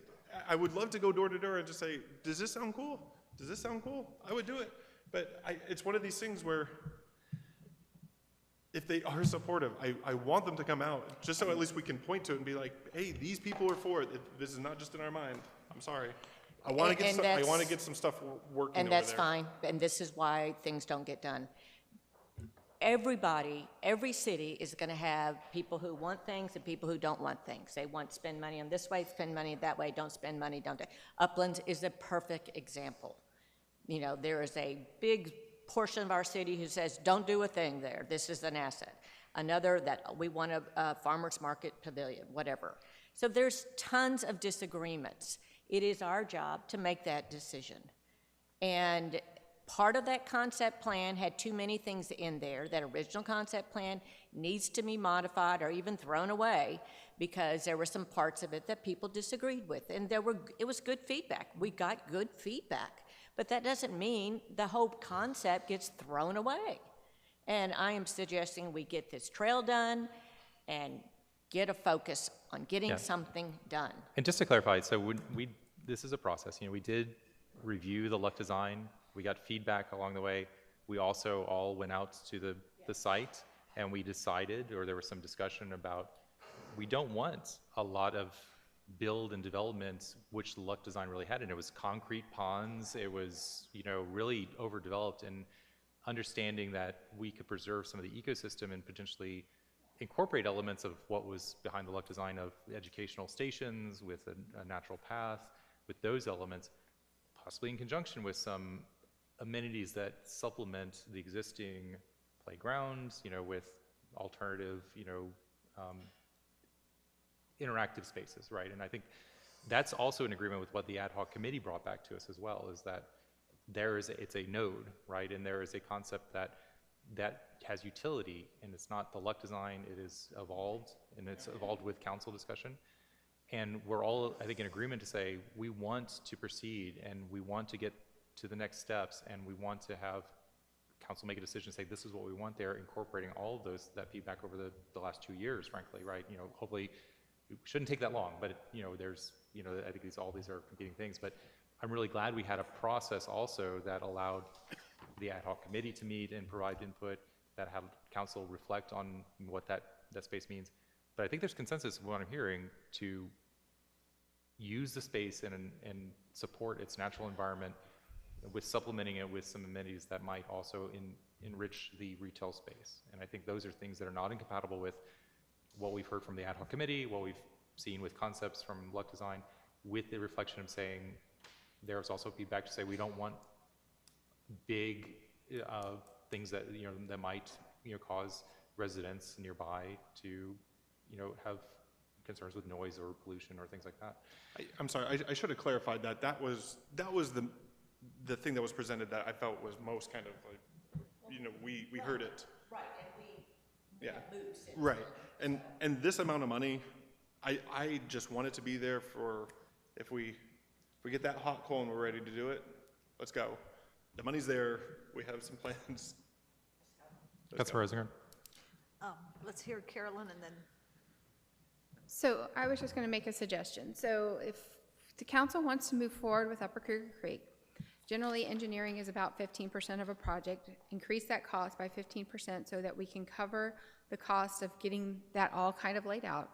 And then instead of maybe using an engineer, I think it would benefit the city, and the city used to have this many years ago. They had a contractual landscape architect who worked for the city.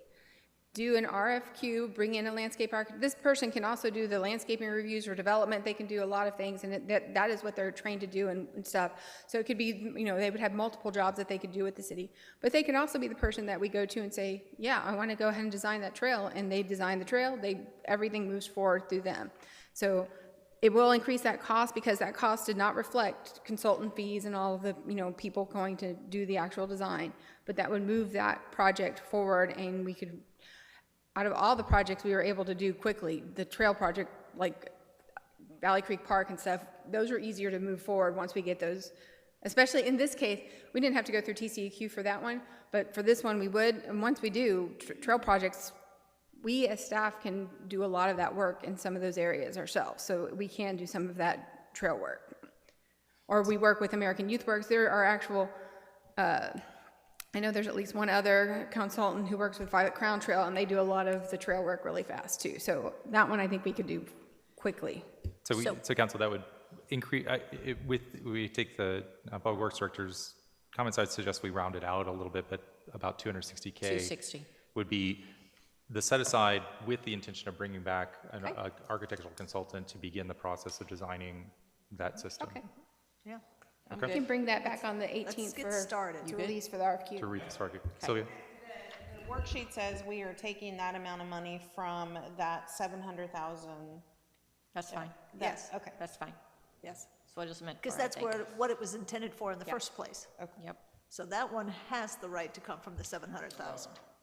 Okay, can we move on to rain harvesting? Yeah, and just, council, just want, this is great discussion, but in the spirit of taking action, just let's be cognizant of time, because we do have to pass the budget, and we've got some other items that will depend upon the budget getting passed. So, I'll be, okay. Can we pass as we go? yeah, we're passing as we're going. Yeah. So, Yeah. So, can we talk about rainwater? Well, Councilmember Rosicrucian, did you have another item on that topic? Yes, well, first off, number 21, I wanted to, I'm sorry, what were you asking? I didn't listen. If you were still speaking to item number 14, or if you... Number 14. Number 14, yes, I agree with number 14. Okay. So, kind of let's kind of look at these in order. I don't think we're talking about bringing 13 or 15 back as part of this budget amendment, or as part of adopting our That can budget. come back later. Come back. That needs Potentially- a little more fleshing out. Okay. Yeah. Let's try to keep this orderly. Go ahead, Matt. Say that one more time. So you said...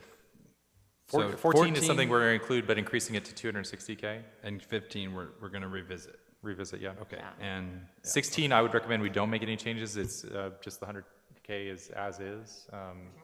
Yeah. 16 is just excess revenue, but Yeah. it's keeping it at the 100K for investing in, from next year's budget.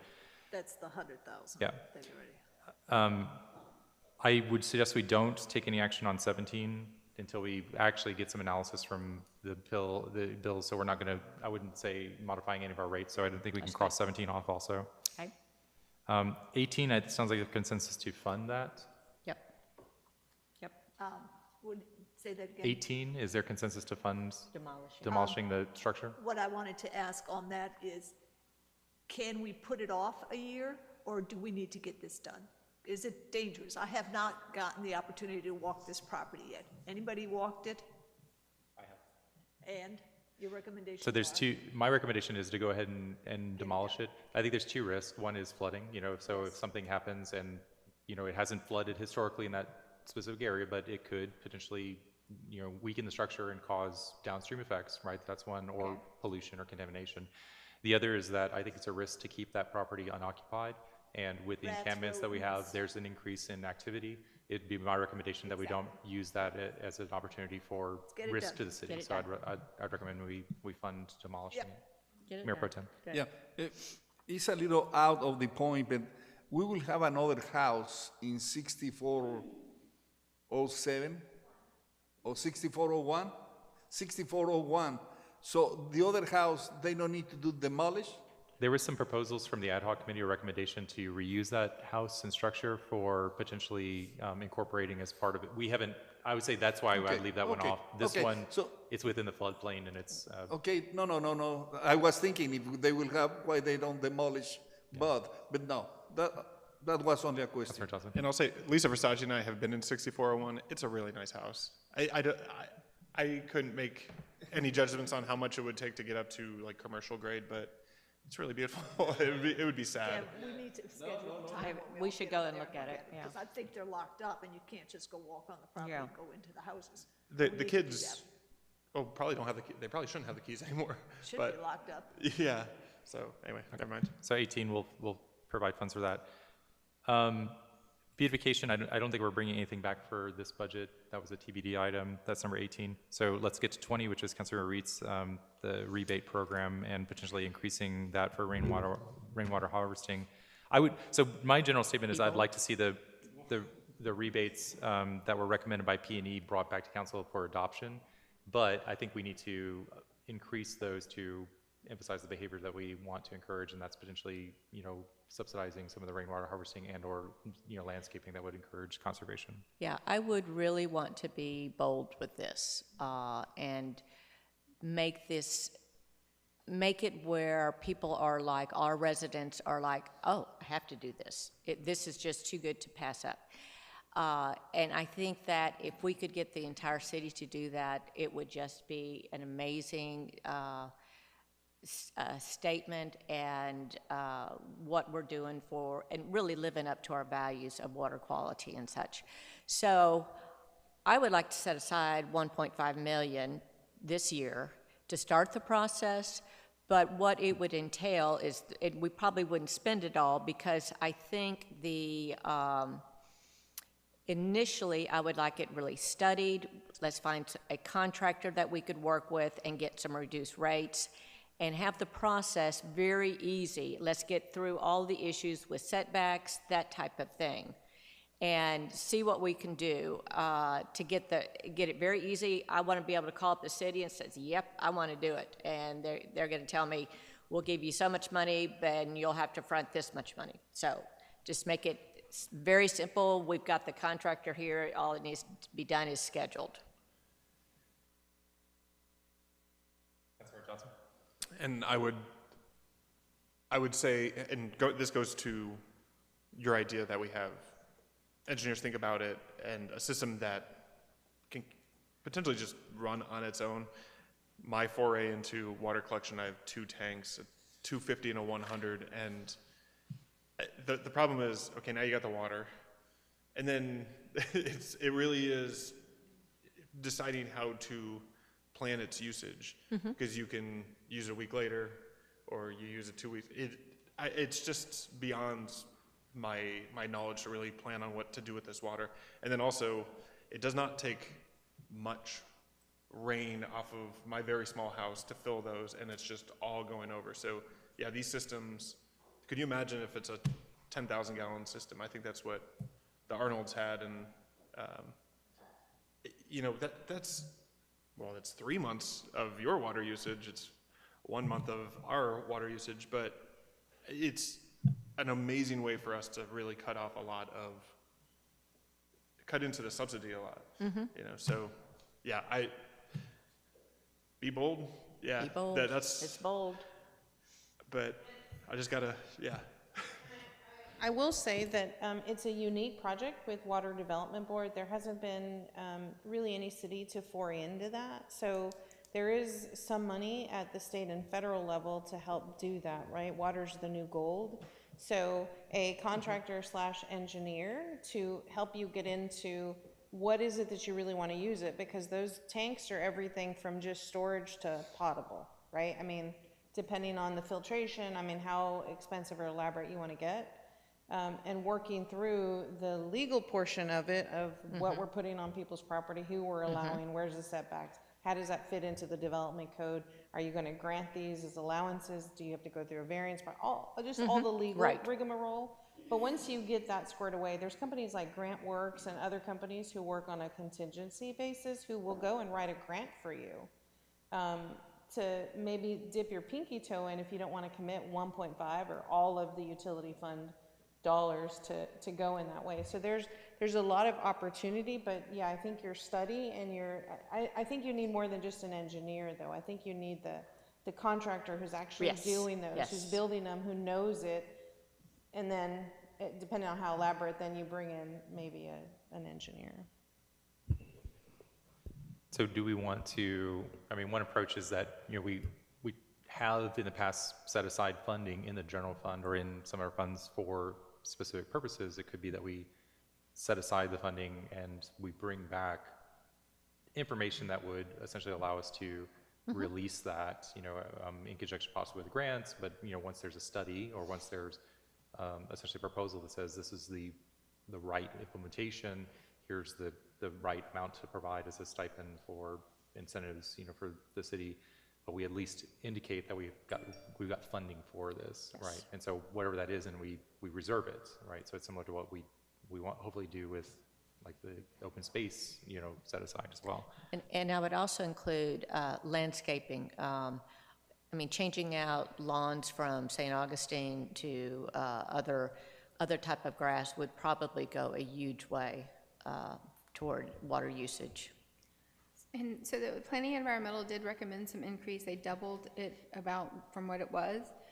Would you want to go a little bit higher than that? Because it's changing out your lawn is expensive. I know, yes, I Yeah. would. And maybe it's, these two are combined, is what I'm suggesting is the 1.5 for either changing, your landscaping or the rain harvesting system. And it's perhaps and then as we go along, we may find, wow, this is such a successful project, if we get more grant money, that people can do both, So, and then, the less dependent we are on the City of Austin water, then that's huge, so. Yeah, excuse me. Mayor Pro Tem. When you say 1.5, what? Million. Allocate $1.5 million? Excess 1.7 million, that's where it's coming out of, is that correct? For the 2021 budget, the 1.5? That you're taking it out of the 1.7 surplus? Well, I'm taking it out of our, yes, Is and that reserves. Okay. Well, yeah, because right now we will have a total reserve of 9 million. This is the same than when they were thinking about the well and to have a water plant. So, and at that time was a lot of money. But rain harvesting and landscaping and to allocate $1.5 million, Mr. Mayor, I don't see how.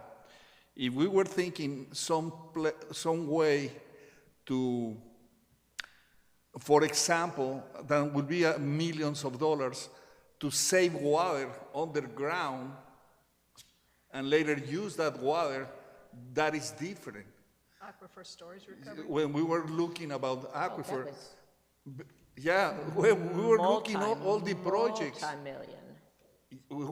We were looking all the projects, but for the size of this city, we cannot spend all of that money.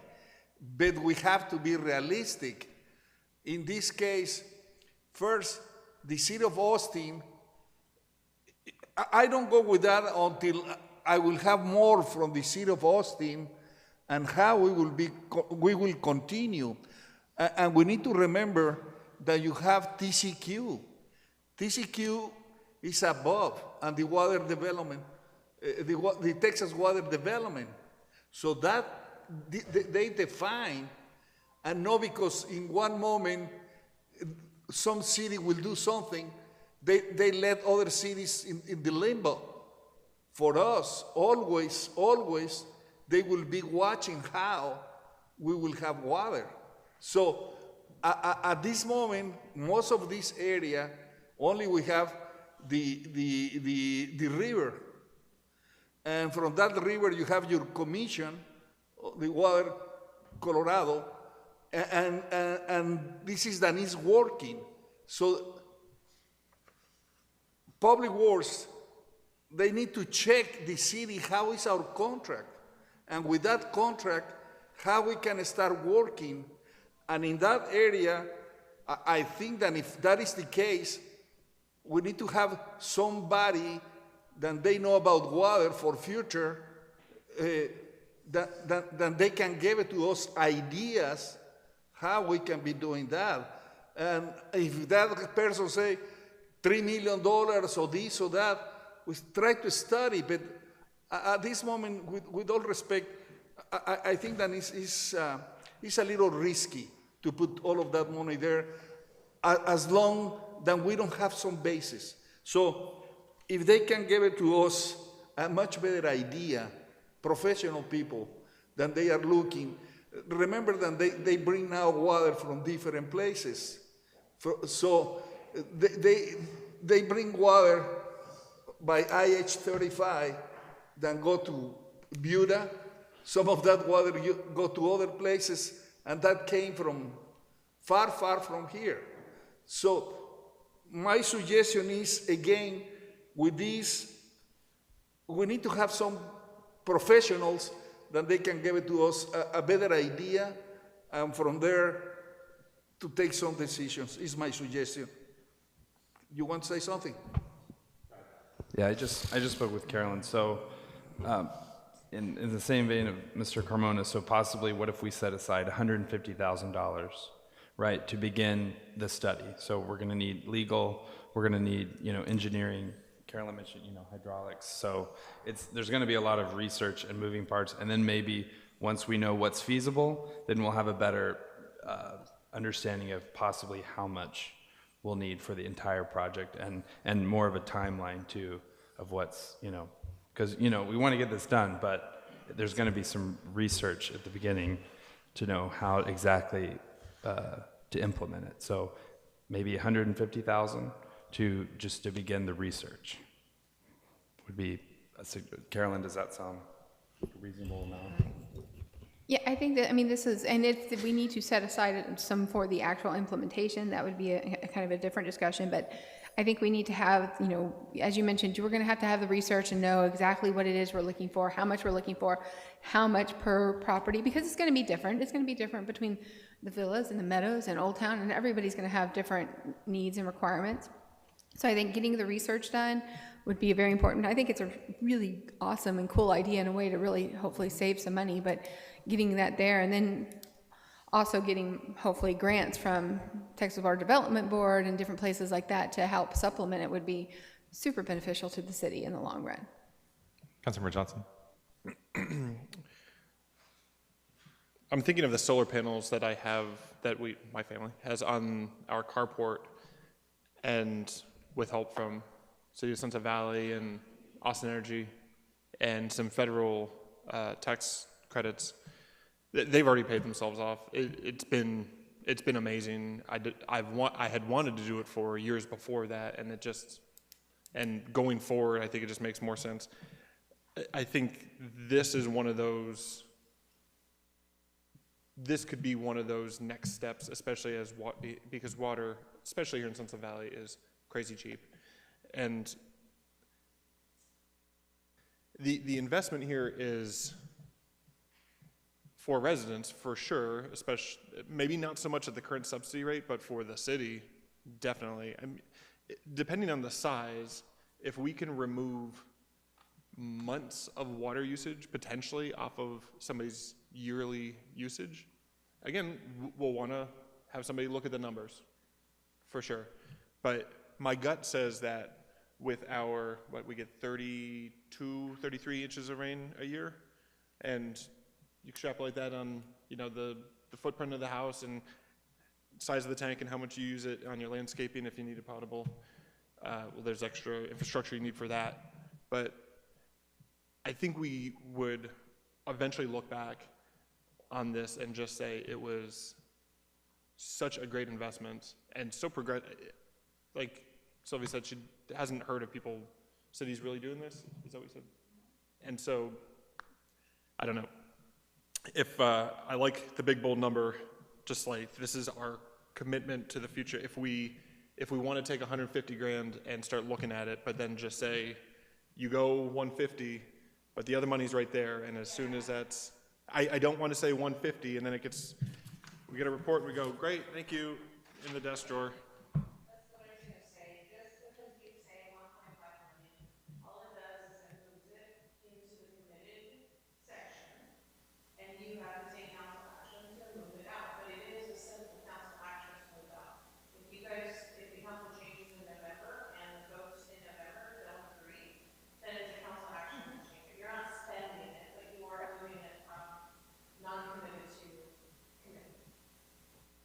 Would you agree that it is a meaningful first step in getting the ball rolling to just put our finger on it and just say, this is something that we want to do. It's easy enough to take away, but, or, that's a message I want to send. Well, it's a positive message, and it's a message to our residents that here, we have a surplus of funds. We can spend it foolishly, or we can spend it in ways that gives back to each resident, but in the long run, is helpful to the entire city, and frankly, the state. And so if we want to send a message, this is the message, and it is bold, and I admit I said so much, and you know, if another council comes along and takes it away, then so be it. But let's make a statement. And I am not suggesting that we don't do any of the proper studies and get the professional help. I am not suggesting that at all. Would you consider dropping that to $1 million versus 1.5? Because we're looking at other projects here that we're going to need money for, and if we have a 1.7 surplus for 21, 22, that we could then allocate it to that, like the Upper Cuckoo Creek, and then we still have two more, well, at least one more item we need to talk about. Yeah, it won't be spent all in this year anyway. Even if we wanted to, we couldn't do it. But once we commit it, it's committed for this project until. Well, until the council decides not. But I'm really okay with if we have to go down, but I really want to make the commitment, so. Councilmember Johnson? I would say if it gets you on board, then sure, Yeah. but Yeah.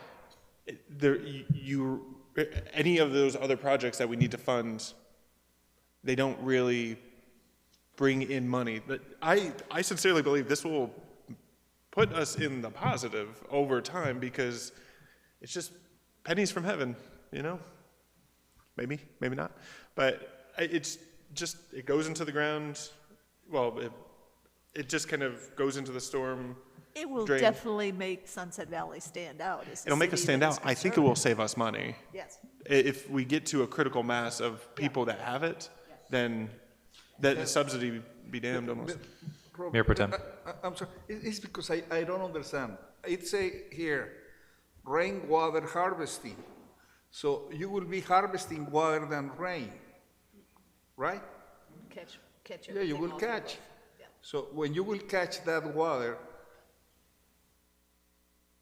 that rain today, for example, September. So we have 2 or 3 rains September.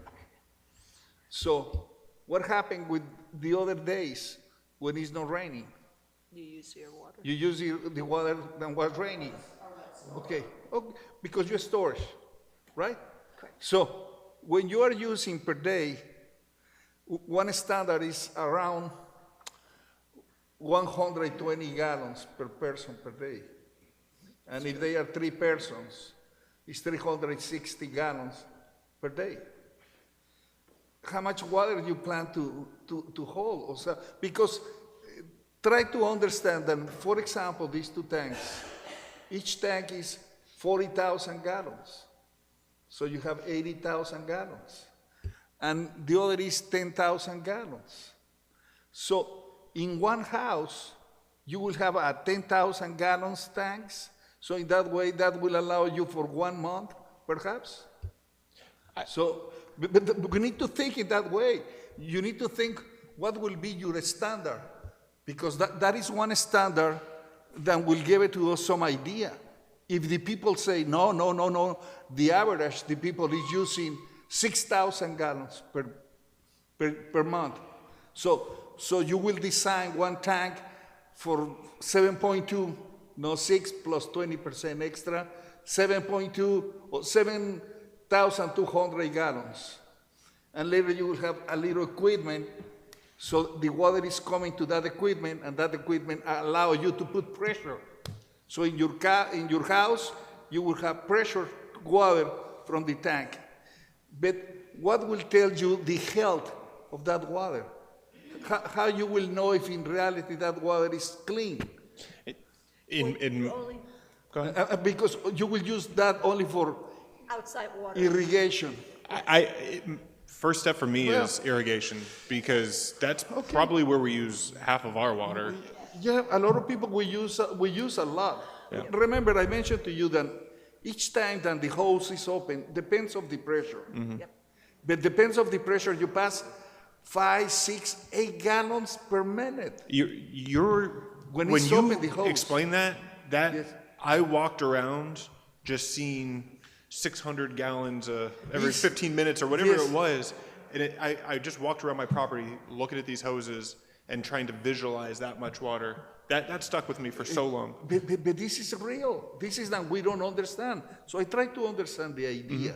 So I think that the first thing is, it's not bad to start thinking in that way. Because if we reduce most of that water, in some places, we used to say that we use 40% of the water, 40% in irrigation. So if we are using 90 millions here, 90 millions, so you can reduce 36 millions of water. So it's not a bad idea. So the concept is good, needs a little more study. Than I am afraid is at this moment. Then later the people, they will say, how crazy council, then they allocate $1.5 million in this thing. So they are, what do they have in their brain? So this is that I am afraid. I think that we have to sell more these.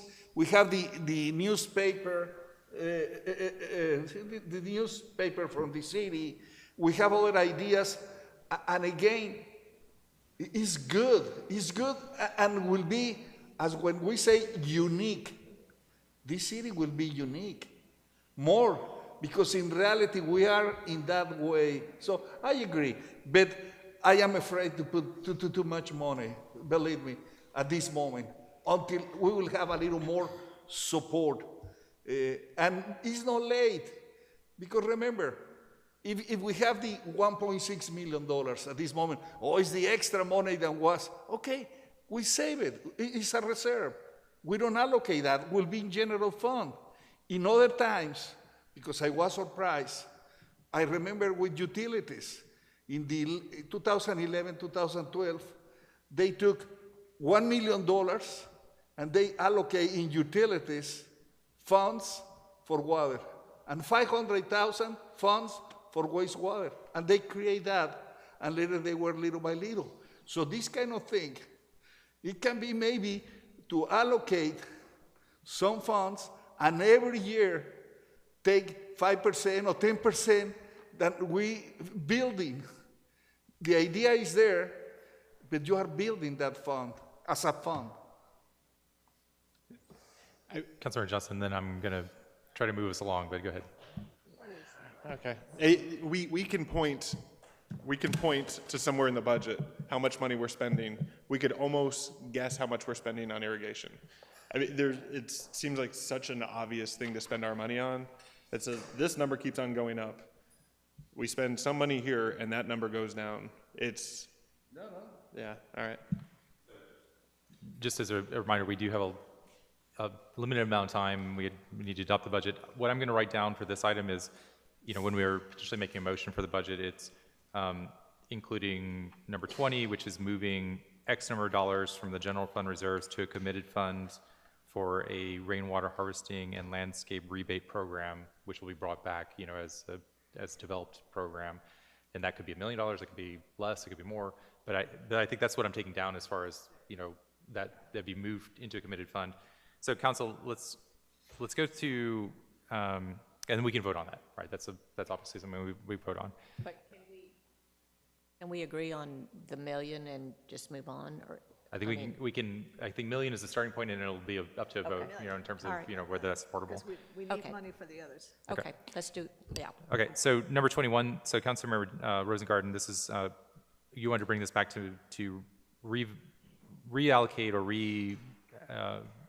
essentially adjust, where the funding for the fire emergency contract is allocated back from where it Came from in the came first from place. originally, instead of the year, I think just 1 year that we did it for public safety. So it's again, I could swear it was moved into admin because the statement made this budget year was admin looks so inflated. Let's move it to public safety.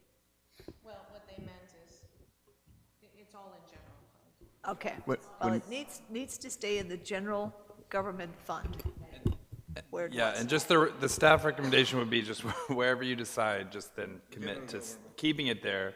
It's not, again, it's not affecting the fund balance, but It it just- makes the departmental, if you're comparing, which people like to do, the 5-year comparisons, they're Correct. going up and down because it's, Correct. you know, it's like, it's $500,000. When this decision was first made, there was a lot of discussion about the TexasCape and adding public works employees and how much productivity public works employees had. And it really was, it almost felt like an attempt to pit PD and public works against one another to show, look how much we spend here and look how much we spend here. If you go back and listen to the tapes, you'll hear some of that rhetoric. Really, it is all in the general fund. At the end of the day, the fund balance is the fund balance. If you want to keep the apples to apples comparison, then keep it in general government. Yes. Because we wanted to look at 5 years in a row and see it in one area. So, There's consensus on that of moving it back to the general government. All right, the last item on our list is the Univista server replacement project. This is there's a proposal. We could spend some time, reviewing the proposal. This is a project that needs to get done because of the end of life for equipment that we have. It's essentially adopting the cost for that in our budget or bringing it back as an amendment, which would be something we'd have to do, and we might have more detailed discussion about it at that time. I've reviewed the proposal. This is something that the labor costs are a big factor of this, but it's also not out of alignment with what in my expertise, would, associate with the cost for this type of project. So I'm comfortable with this cost. It's just, it came late in the process, too late for us to incorporate it in the mayor's budget that was submitted.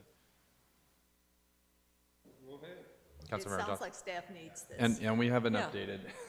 Again, quotes go up super fast, so it went up by $276 just in a week, the quote did, so. So. Well, in a month, sorry, in a month. Yeah, they just gave us a new quote.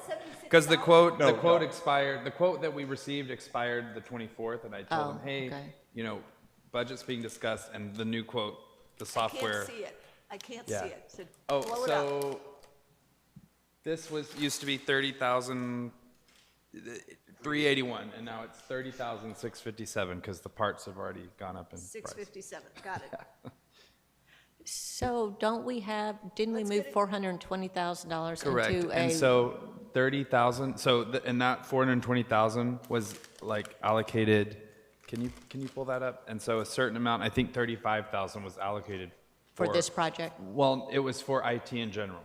So if we pay for this project, that'll basically wipe out our repair and replacement. So that's kind of the discussion. So that 420,000, part of that is allocating for IT repair and replacement. So that's a line item that in our repair and replacement, it's a line item that says IT. It's not just, I thought it was kind of a general fund where if something breaks, we could use it, but is all. The struggle that we face today. So we specifically itemized that repair and replacement.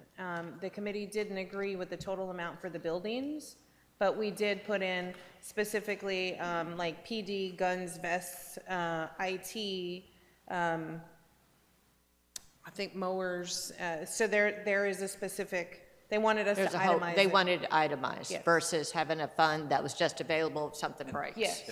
Okay, that's fine. So if we funded this, it would keep the 35K for other equipment replacement. Which we have a calendar of events for. And it would remain, and then carry over. Yeah, this is more adding funds for a specific project, which we have a known cost for, so. This is a need, a want. This is a need because the server's at end of life, server that has our accounting software, so it's an end of life, meaning would no longer be covered by warranty. What they're doing is they're going to migrate it. They're going to have a smaller physical server, and then they're going to have 4 virtual machines, which will be cloud-based. So diversifying our servers. Yeah, and if it makes it go down any easier, Robert Eccles from Univista, he gave me like their year, like perspective, and there wasn't anything else in there. So it's Okay. front loaded, but it's not like January comes and, oh, we need $50,000 more. Unless something disastrous happens, this should be the big IT cost. Okay. for the- All right.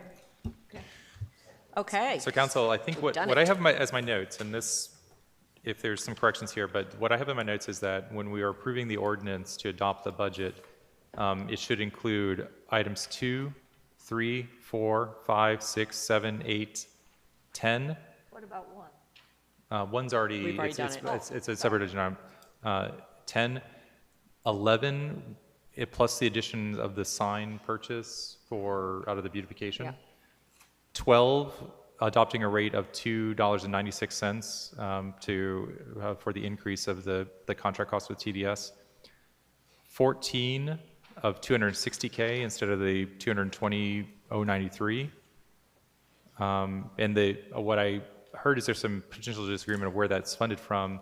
The open space committed funds is, I think, where most council is in agreement, but it could be from general fund reserve, so that might be part of the motion makers and the discussion.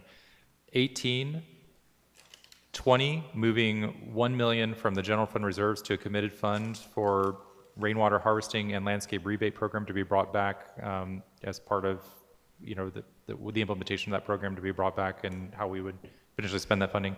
21, and then 22 with an increase to the 3657 as the new quote. So those are what I had as my notes from the ones that What's we. 23? Oh, 20. Yeah, so Kyle and I were reviewing that earlier. We realized that's actually 16, and so we can remove 23.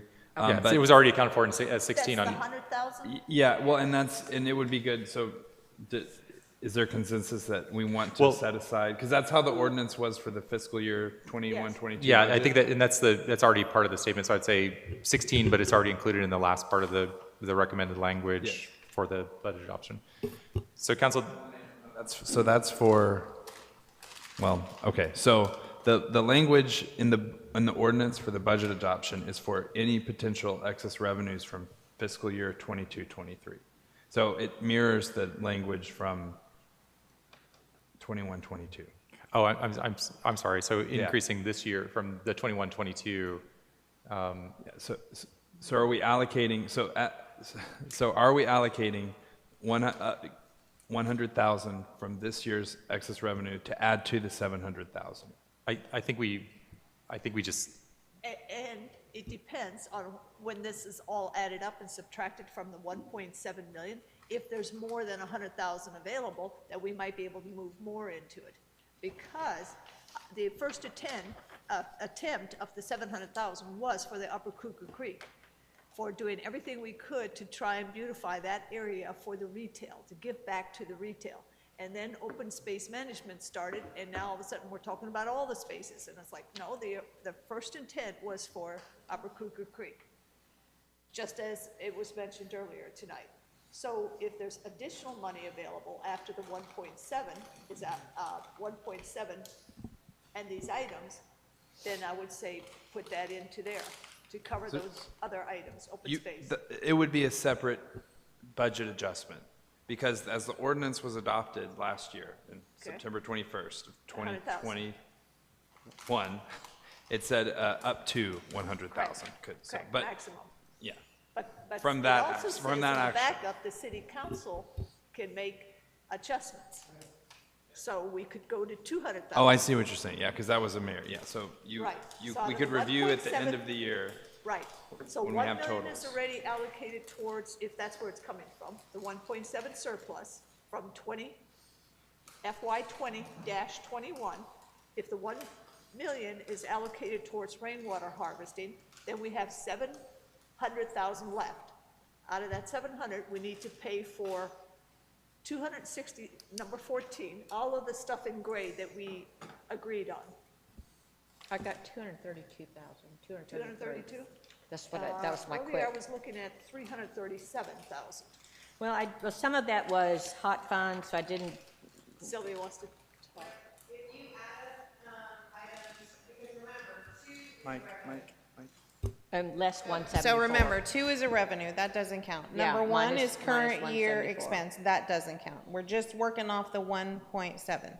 So item number 3 is 12,000, item number 4, 50,000. Correct. That's all Item I number wrote. 5, 15, item number 6, 4, item number 7, 5,500, item number 8, 10,000, item number 10, 6,000, item number, That right there is 102,500.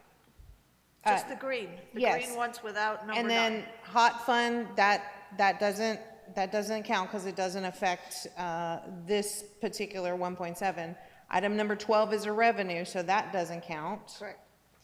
Item number 14, 260,000. Item number 16, 10,000. Item number 18, 100,000. Item number 20, $1 million. Item number 22, 3657. That brings your grand total to 1.491275.57. Say that again. The 260, 1.9? the 260 is coming from those committed funds already, I not think from there was that some surplus. I think there was some confusion there. So Sylvia understood it as we were adding 260 to the 700,000, but was it the intention No, to, no, no, no. to draw down Taking from the it from the 700,000? 700. Half of Yeah, one, that was 6 of Okay. that was another. council's intention. And also on number 3, 4, and 5, is that from general fund excess revenues, or is that from the 700,000? In the backup, it's listed as coming from the 700,000. Half of one, 6 of another. That's why I added up, yeah. So that would be 260 plus. Okay, so let me remove that. There's plenty of money to add the 100,000 if we wanted to Yes, and continue to so fund it. Is the 260 also coming from that 700 and not the general Yes. fund? Okay. Yes. All right, so let's remove that. So then that adds to, if we put $1 million in the utility, in the rainwater harvesting, that comes to 1.154275. Yeah, that's where I got the 337. How much was it again? 1,154,200 and, let's say $76, because I'm rounding up. So 1.1, 54276. okay, we got plenty of money to add the 100,000 if we wanted to continue to fund it. Well, And I included, that is including the 100,000. Oh, okay, okay. Mayor Pro Tem. Oh, sorry, number 16, I put 10,000, not 100,000. Hang on. Hang on. Hang on, hang on. Let Mayor Pro Tem and then. Okay, only I want to have some clarification. Here say $700,000 has been set aside in the general fund for open space planning and development projects as a reserve.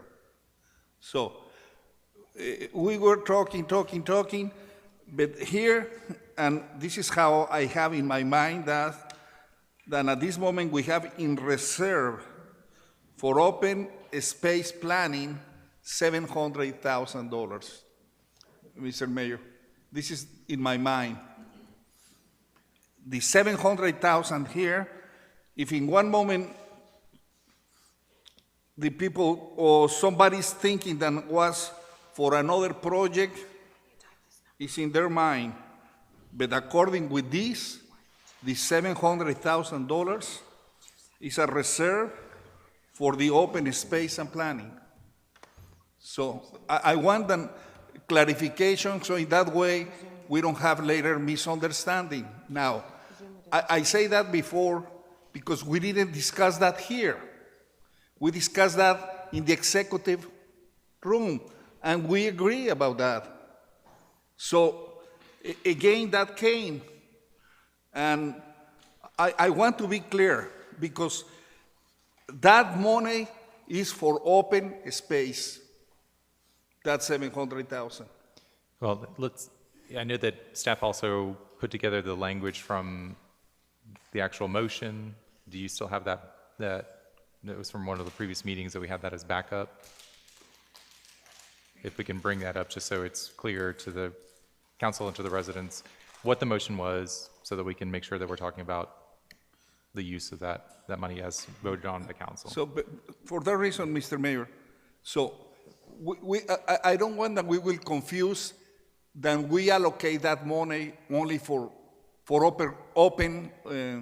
Upper Cougar Creek. I support that project, but we didn't allocate $700,000 for that project. So, I have an idea. so this is why this is open space. And when I saw here that we will start working with Cougar Creek, I agree. And we discussed that a lot.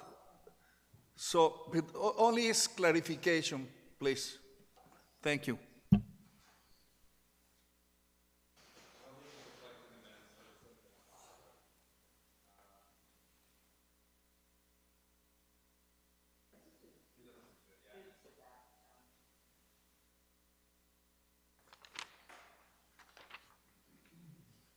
Yeah, you are talking 1 year ago when we had the meeting.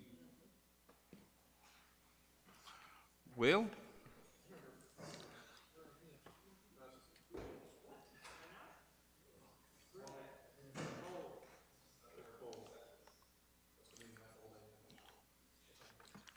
wow.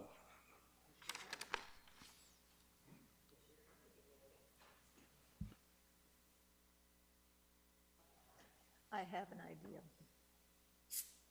All right, the 1 million goes to rain barrels. You have 700,000 left over. We're overspending per our budget. Out of that 700,000, we pay, if it doesn't matter, we pay for these open space management items that are on here tonight. We allocate them from the revenue, excess revenue now. And we leave this, and we dedicate the 700,000 to Upper Cougar Creek, period.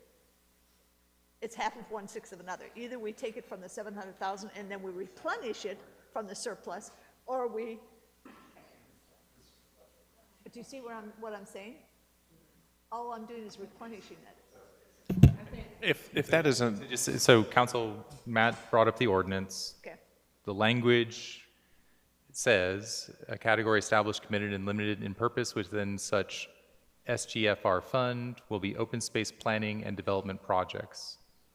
So, open space, it's not strictly for Upper Cougar Creek. It could be used as part of one of the nodes was Upper Cougar Creek. It's a potential use for that money.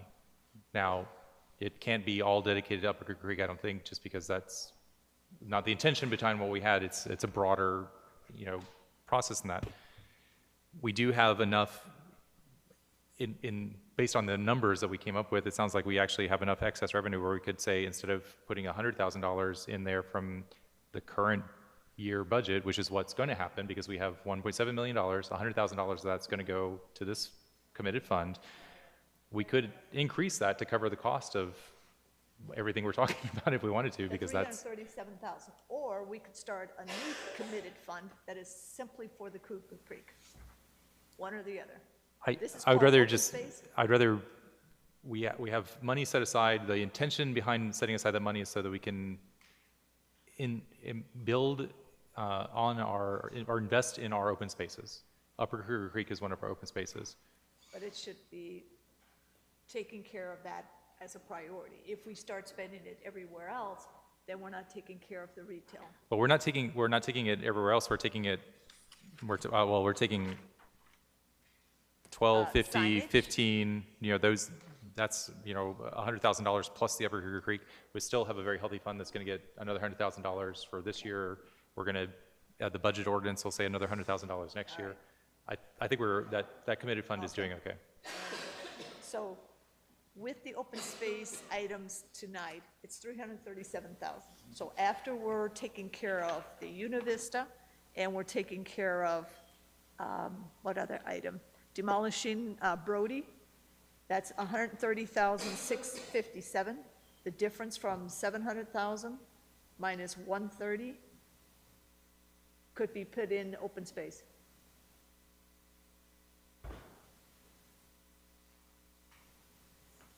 So just, you're saying increase the 100K that we have planned to The difference? roughly another 570K. Now, what we haven't talked about is, and what was recommended to us, is that we set up a fund for building maintenance, that we start doing yearly fund contribution towards future building maintenance. And what was the other one, Sylvia? I know you guys are busy working on something. It was building maintenance and something else. Was it repair and replacement? Yeah, it was a repair and replacement fund, and building That we maintenance needed was to part of set that. aside a certain dollar amount each year. Yes, but the committee voted not to do it every year. The committee voted to do it one year. To do it 1 year. And is that in the budget already? Okay, Yeah. So- thank you. Just because it starts getting a little, and we're already kind of getting complex, but we do have an ability in a future meeting to fund those from reserves, right? So we could say, after we get through our budget, we understand where we're going to be for our funds balance. We can now look at the opportunity of that 600K or so that's going to fall to reserves to say, let's look at where we need to potentially fund more things, including a building fund, potentially a 569,000. right, and potentially more open space investment. So I would say let's defer that and bring it back once we've, at a future council meeting, so it's a little clearer for the members of the public.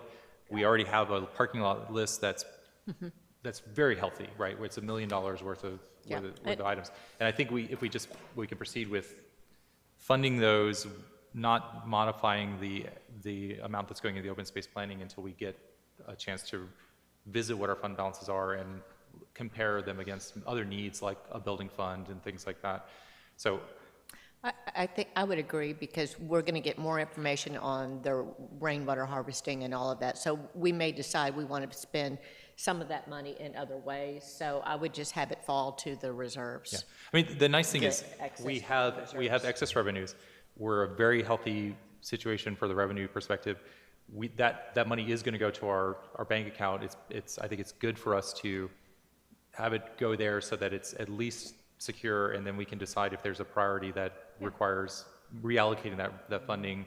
Could I convince you 337,000 be moved to open space management? You can always convince me to fund more things. I'm just trying to make it as easy as possible. You can always convince, the open space investment is something that I am very much in favor of, and the more that we can set aside for that, I want to make sure that we can fund our open space projects.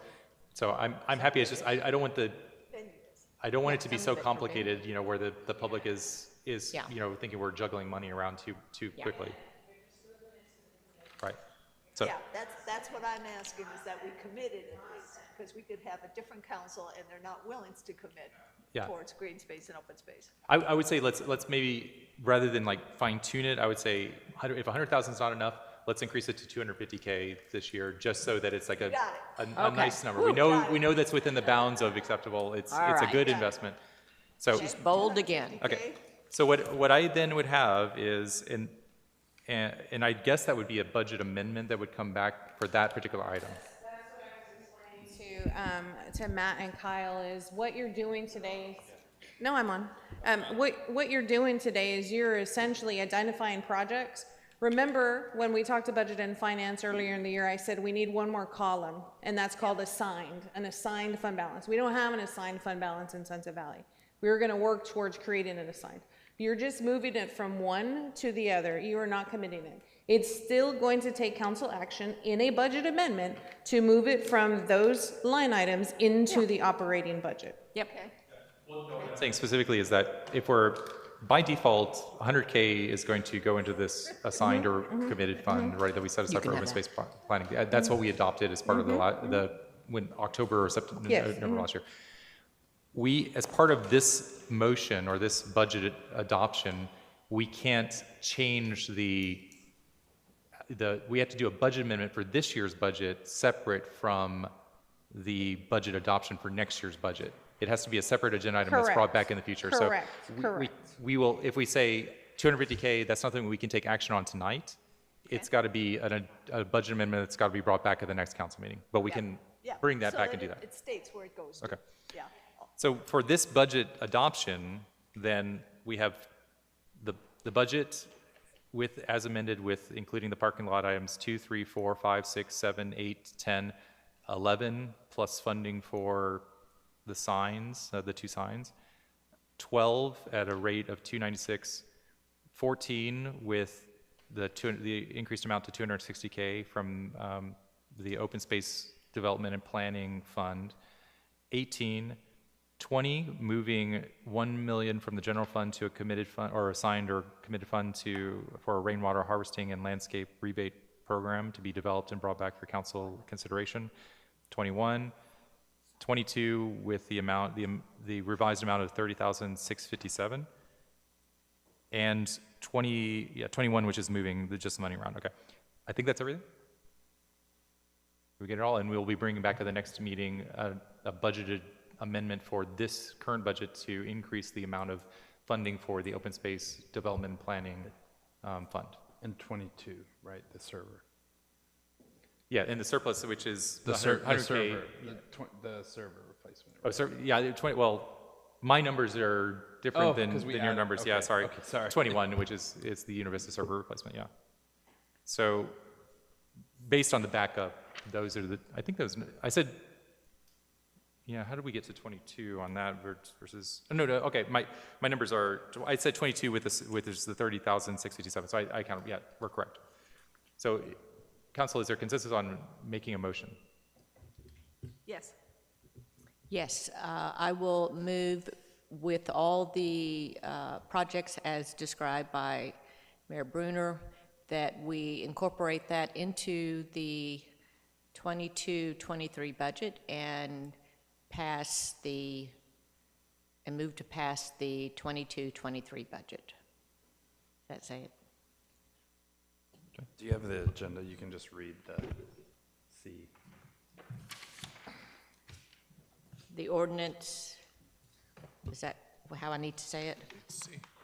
Adopt an ordinance, approve a budget for the fiscal year beginning October 1st, 2022, and terminating September 30th, 2023, and making appropriations for projects and accounts as explained by Mayor Brunner, and continuation of a surplus general revenue fund, a committed fund balance for parks and open spaces and beautification derived from any surplus general fund revenue above actual expenses at the end of the fiscal year up to a maximum of 200, is that what we say, 250 or 100? 100,000 for next year. For $100,000.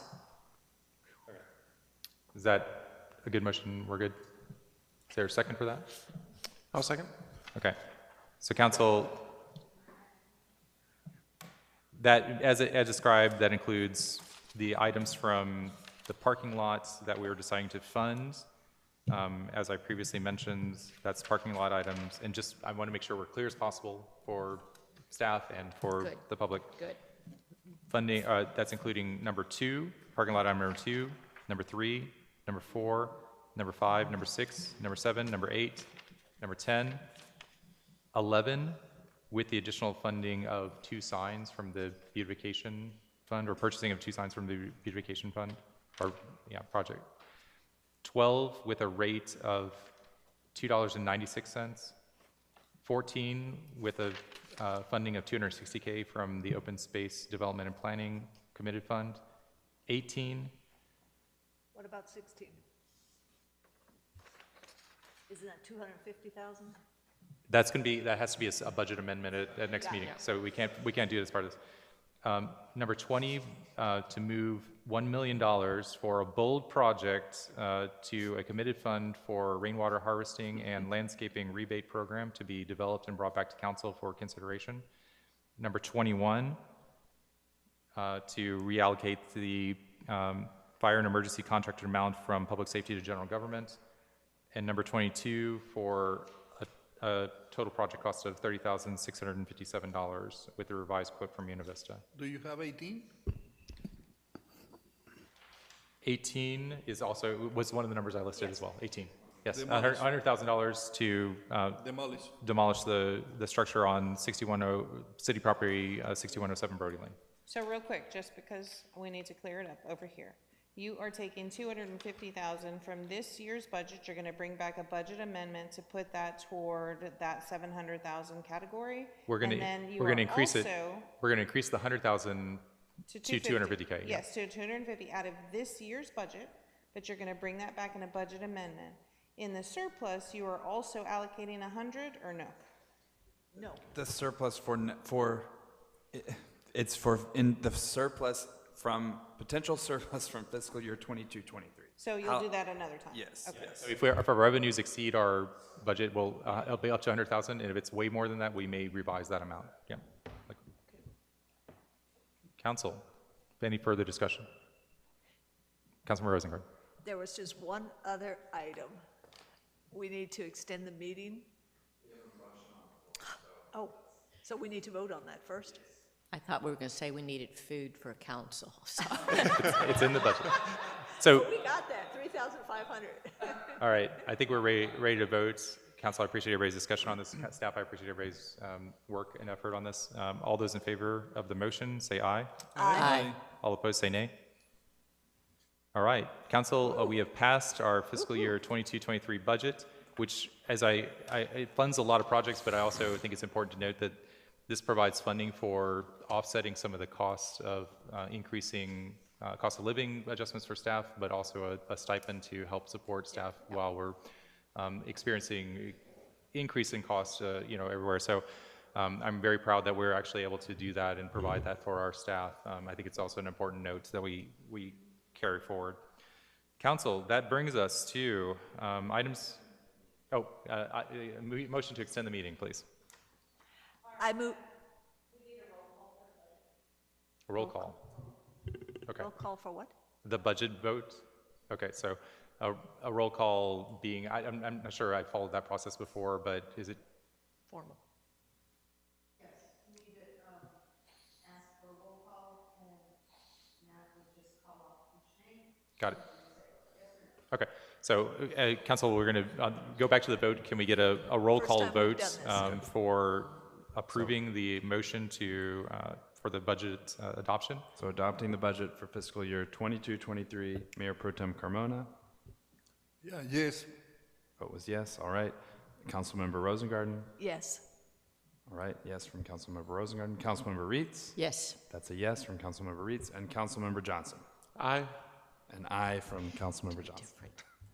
All right, thank you for making sure that we're following our procedures. You had to be different. All right. 3 yeses, 1 aye. We can get a motion to extend our meeting. I think we can still get through our items in the next hour. I think so. I move that we extend our meeting till 10 o'clock. Is there a second? I will second if we can have a short break. Okay, all those in favor say aye. Aye. Aye. All opposed say nay. Yes. Okay, let's take a 5-minute break, and then we'll reconvene with our next one. So that was a long, but really, I thank you for being bold. Thank you for getting through that budget process. I'm very, very excited about this coming year. Yeah, let's do that. That's great. Do I have stickers?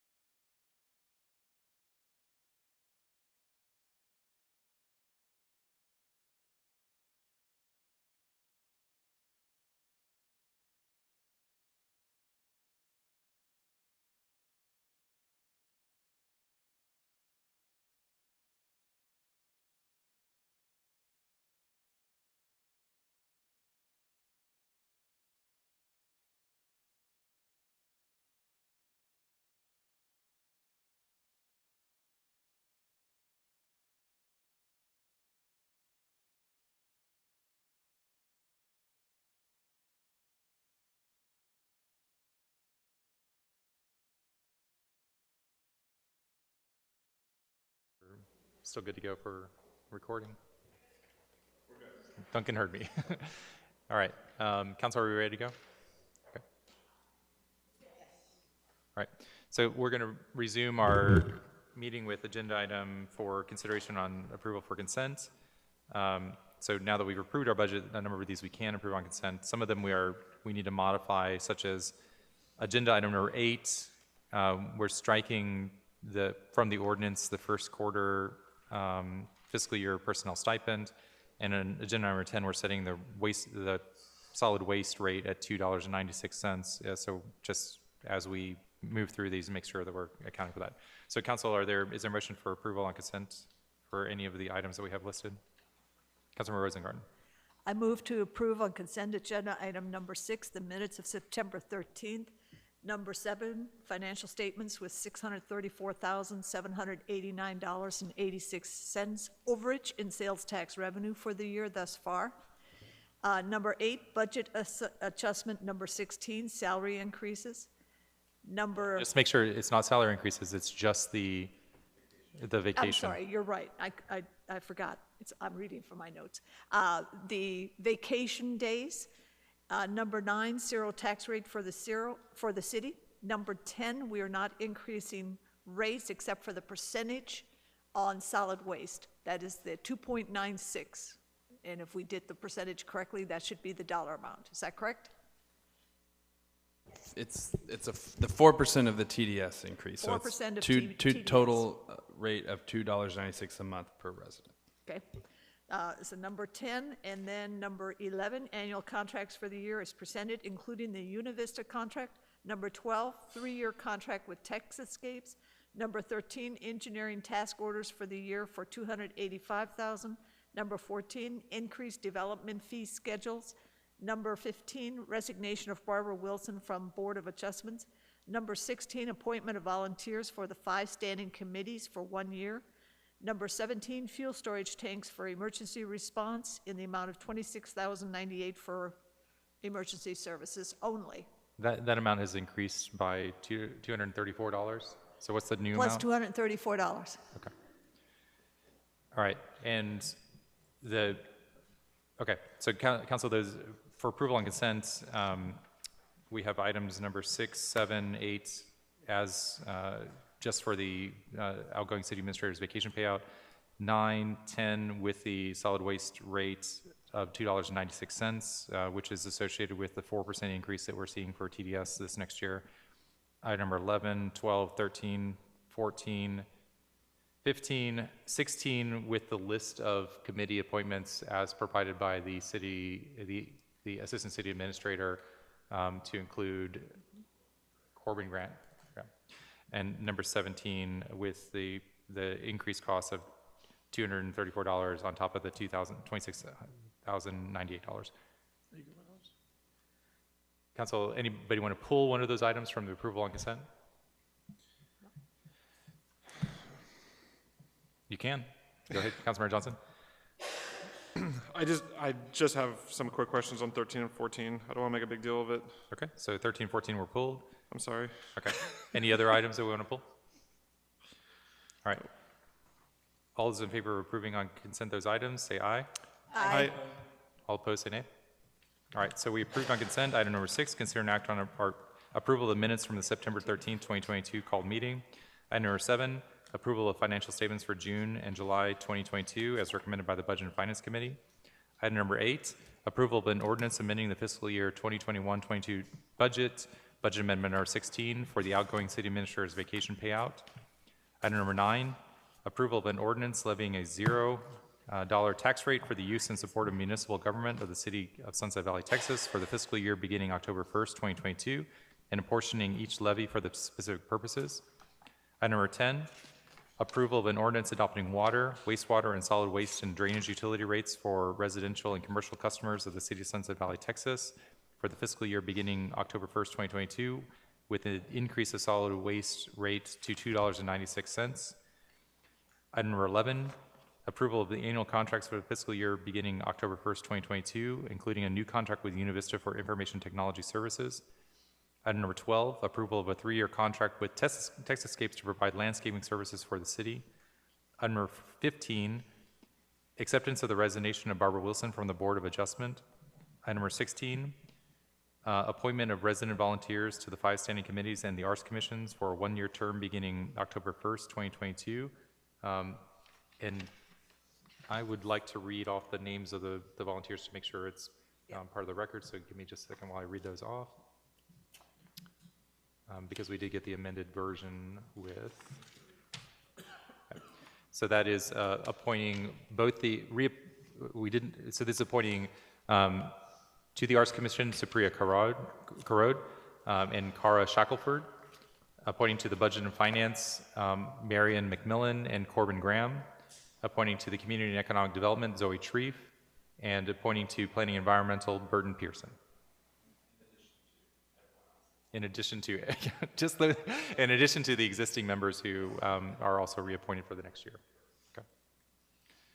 And item number 17, approval of purchase of fuel storage tanks for emergency response operations in the amount not to exceed $26,098 plus the amended amount of $234 for the 6332. Okay. 26332. All right, Council, that takes us to item number 13. Consider authorization of engineering task orders for fiscal year 2022-2023. And we'll begin with Councilmember Johnson. This, I'm not sure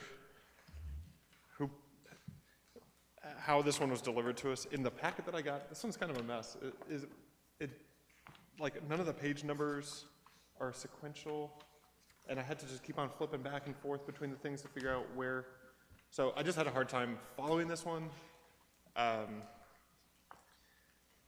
just almost wanted more time. It kind of goes back to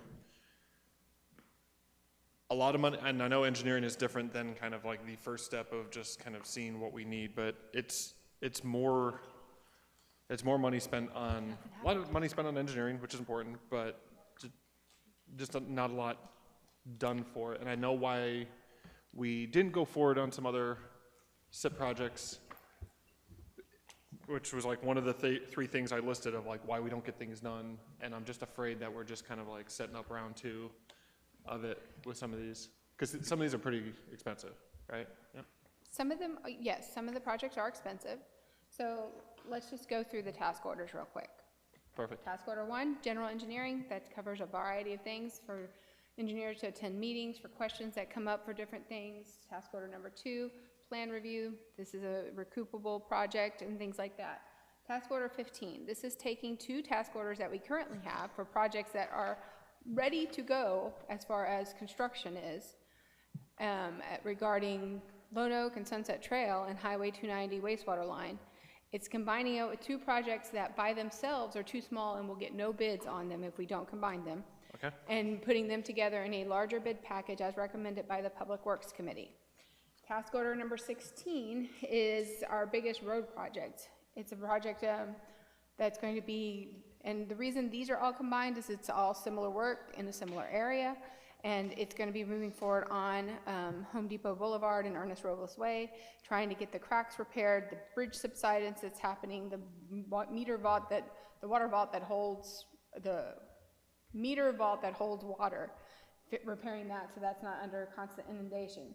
And I believe the next task order is the water line, and the committee just wanted to move forward at this point on the engineering for the Countrywide water line and move just the water line on there.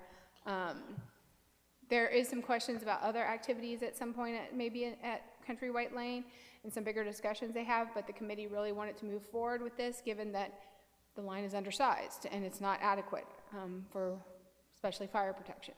So all of these projects, so if we don't choose them tonight, that is at least another month that nothing will happen on engineering for any of these projects. And that will delay, especially task order 15, where the projects are already ready to go. Yep. We're just waiting on hopefully some lien holders to sign some easements as soon as possible. So 16 is Home Depot Boulevard and Ernest Robles, and Yes. it's 500 and something. No, no, I think that's an $800,000 project. 800,000? Something, yeah, it's between $800,000 and $900,000. It's a pretty expensive project, The Most majority the- of that is in the bridge. Yeah, I was gonna say, like, It's that the one. bridge, yeah. It's gonna, and we need to repair that. And the street funds are probably one of our healthiest funds, so we Yeah. need to be able to do that. Yeah, it's Yeah. 93%. I was looking, think, I was looking at street the Home project. Depot thing, and I was like, So these what? are all projects that by combining them, I think we'll be able to move forward a bit faster with them. And several projects, we're just not, I mean, if we don't combine some of these projects to bigger things, we're not gonna get bids on them. We saw that with the drainage project for Jones Road. Couldn't happen because nobody bid on the project. If we pull them out as separate projects, AISD meter conversion, it will not happen. Okay.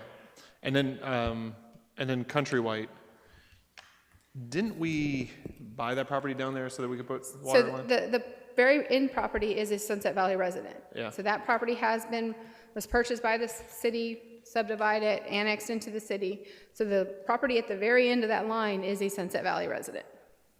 Joe Coyson. Joe Coyson. Yeah. I thought the reason we bought that was to do some water work, was it not? It was to protect a cave behind it. Yeah, which there's is a in- cave.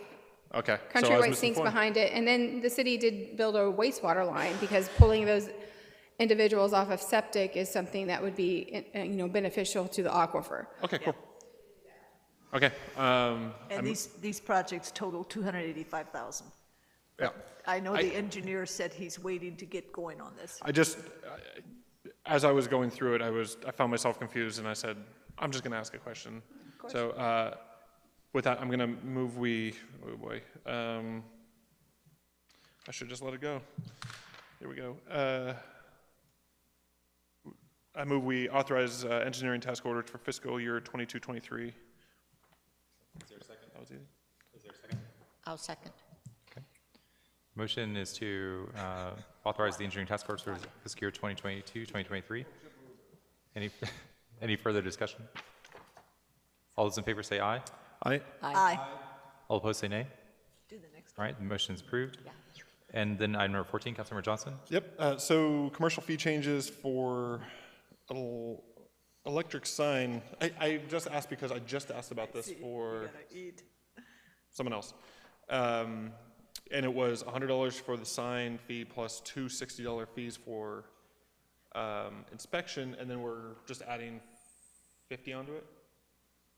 So $50 would help cover, just there's a little bit more review. So we review sign plans in-house, so it's just adding extra $50 because it's a more complex review once you add the electrical to the sign, which is going to be pretty much our commercial, attached signs.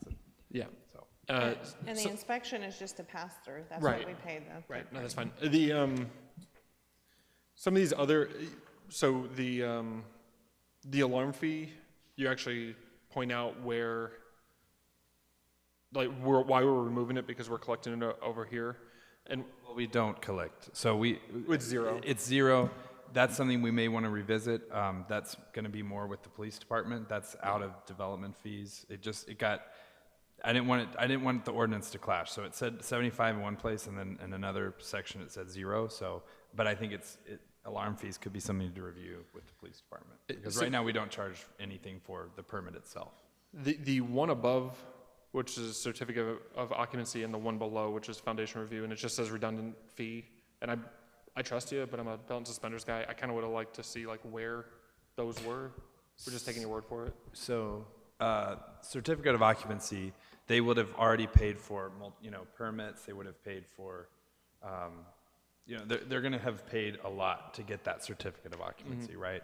So they've already paid for, theoretically, especially commercial, a lot of development fees already. So it's just kind of, I just felt bad seeing that and just being I'm sure they did their homework. But, instead of having a place to go, it just said, oh, it's redundant. And I'm like, okay, all right.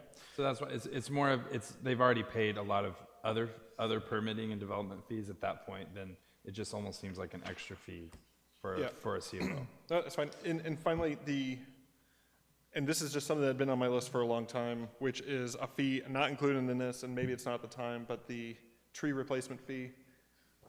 At one point, I had heard that we are half of what Austin is, but then I tried to extrapolate from their crazy calculation sheet how we are half of what they are. I'm not saying we need what they have, but I didn't even know how to calculate it.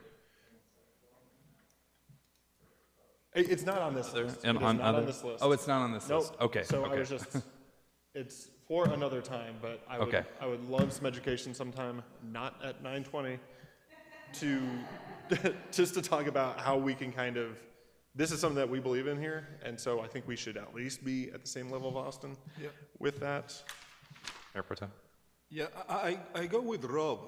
When we discussed 4117 last year, we were looking the cost of the trees, and we compare with the city of Austin, but we never made nothing.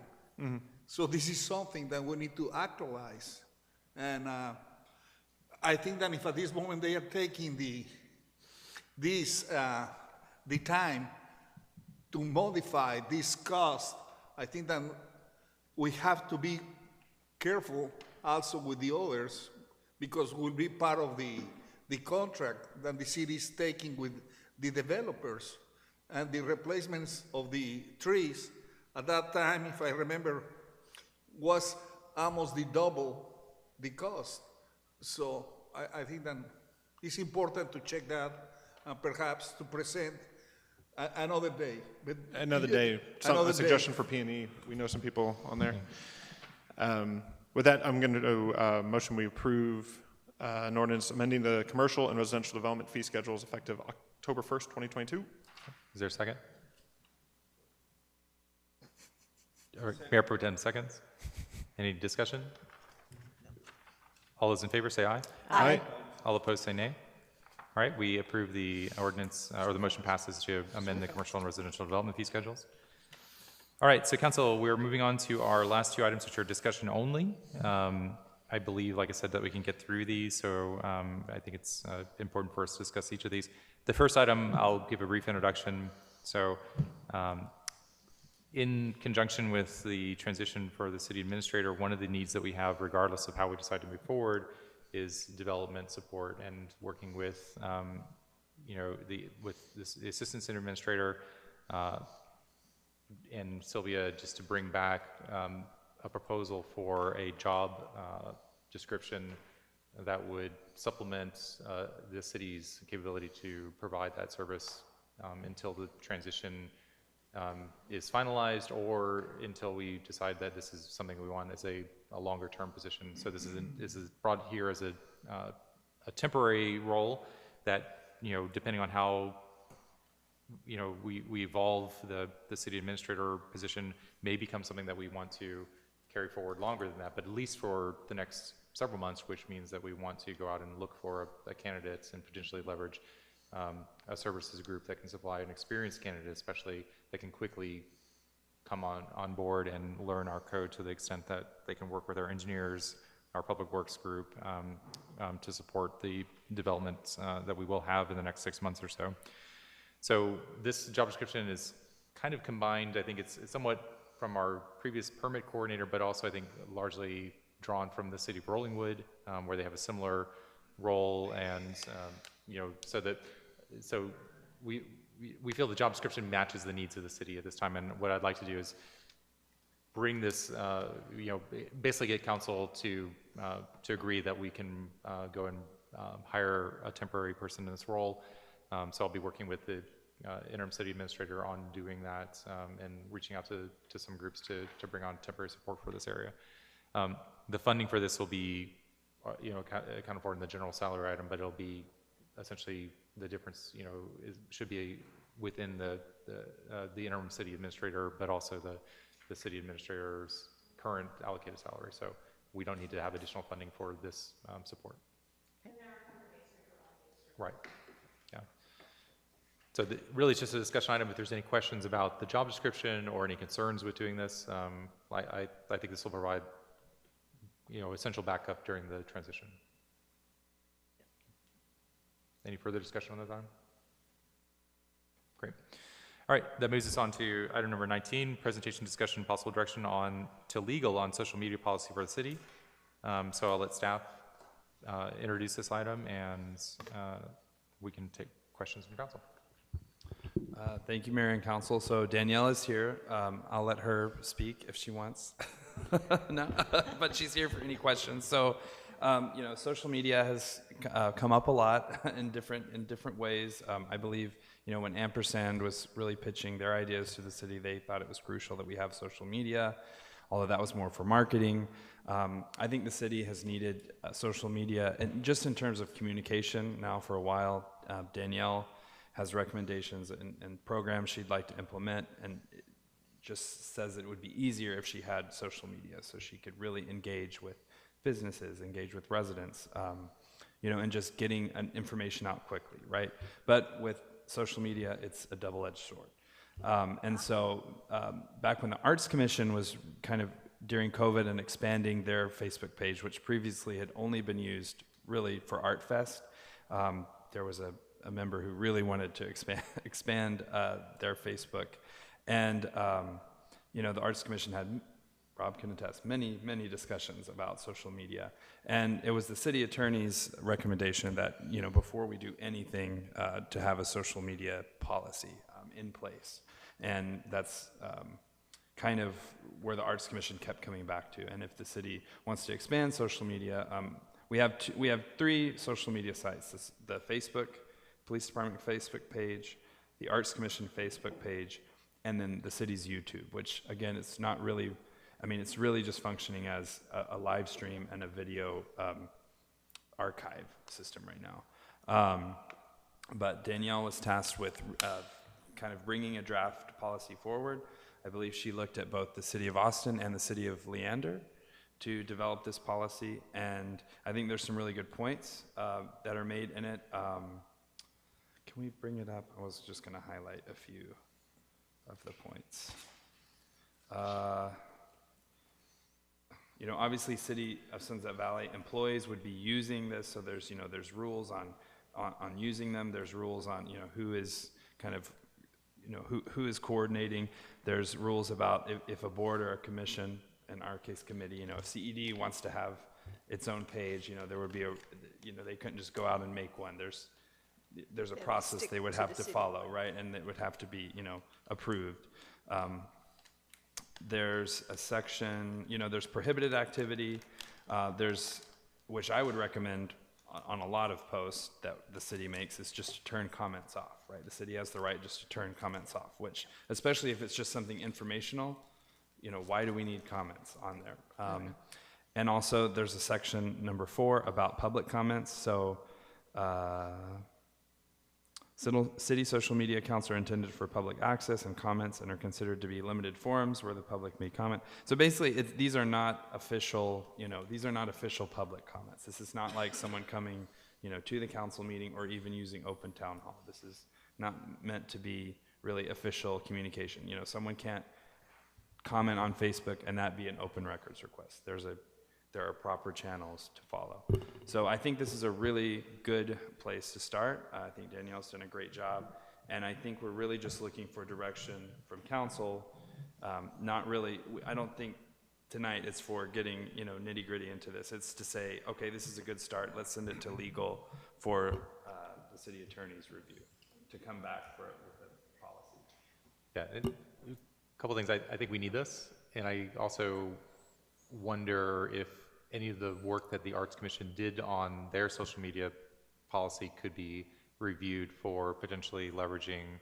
I'm not sure, I don't know exactly what they did or how far they got, but they did examine this, and I would recommend that we look at that document to see if there's anything that, we didn't cover in this or that conflicts with this that we might want to reevaluate in that process. But that's just because I know that they spent a lot of time. Like you said, we never got to the point where it was brought to council for adoption, but I also don't want to neglect that they put some work into consideration of this as well. Councilmember Johnson. I was just saying Karen was here all night, and then we get to this. And so I agree with you. We should have comments turned off on YouTube. Every once in a while they sneak back on, and because I go back to listen to things, and I see that it's available. Duncan, if you're listening, they're on. So there's a lot of stuff in here about in the abstract, two-way communication, and then it mentions send and receive, engage in one-on-one communication. So, you know, sometimes it's fun when someone's just like, when the brand or the city says, hey, my flowers, or I took a picture of somebody, if they take a picture next to one of the art boxes or whatever, and then the city says, awesome. You know, some of that is just very, it's very benign, but again, it's one of those kind of slippery slopes. So there's a lot of, and you said these came from Austin and Leander? Yeah. Okay. Yeah, even though we're a little bit warmer and fuzzier than maybe those two places, I still don't think that we should have any. We post, and Push out. it's out there. Push out. Yeah, there's some things I think there's some platforms where you can't really disable comments, but in those situations, I think we do not want to. Danielle, why don't you come up to the microphone, because you need to be on tape. They don't call it tape anymore, do they? That shows you just how far away we are from a social media policy. I do agree that when you're looking at social media, the primary aspect is it to engage with the consumer, right? And so that's what you want. You want to have the opportunity. But there are different platforms that are appropriate for different messaging. So when we're looking at Instagram and things like that, I think that that's where we would probably start if you guys adopted it. That way we can kind of get our image out there. I always say, you know, having social media is sort of like having the internet. You don't need it, but you're disconnected without it. And right now, I think that Sunset Valley could definitely benefit from connecting more. And so a way to start to really build the image, I would suggest, would be something like Instagram, which is a very, you know, warm and fuzzy, hey, this is what we're doing kind of thing. People tend to be very nice on Instagram. Versus maybe Facebook, where people are a little bit more open to expressing their opinion. I think those type of posts are where we would need to look at which posts are we putting out, like National Night Out. Yes, we want engagement. We want people to say, I'm going to be there, you know. We wouldn't limit comments on posts like that. However, if there are other posts where maybe we're implementing something, No, lift it up. There you go. Maybe we're implementing, I do sound louder. Maybe we're implementing something that we're really just trying to push that messaging out, and we're not trying to have engagement. We would cut the comments off on those. It's kind of funny because I'm not on any social networks, and so I just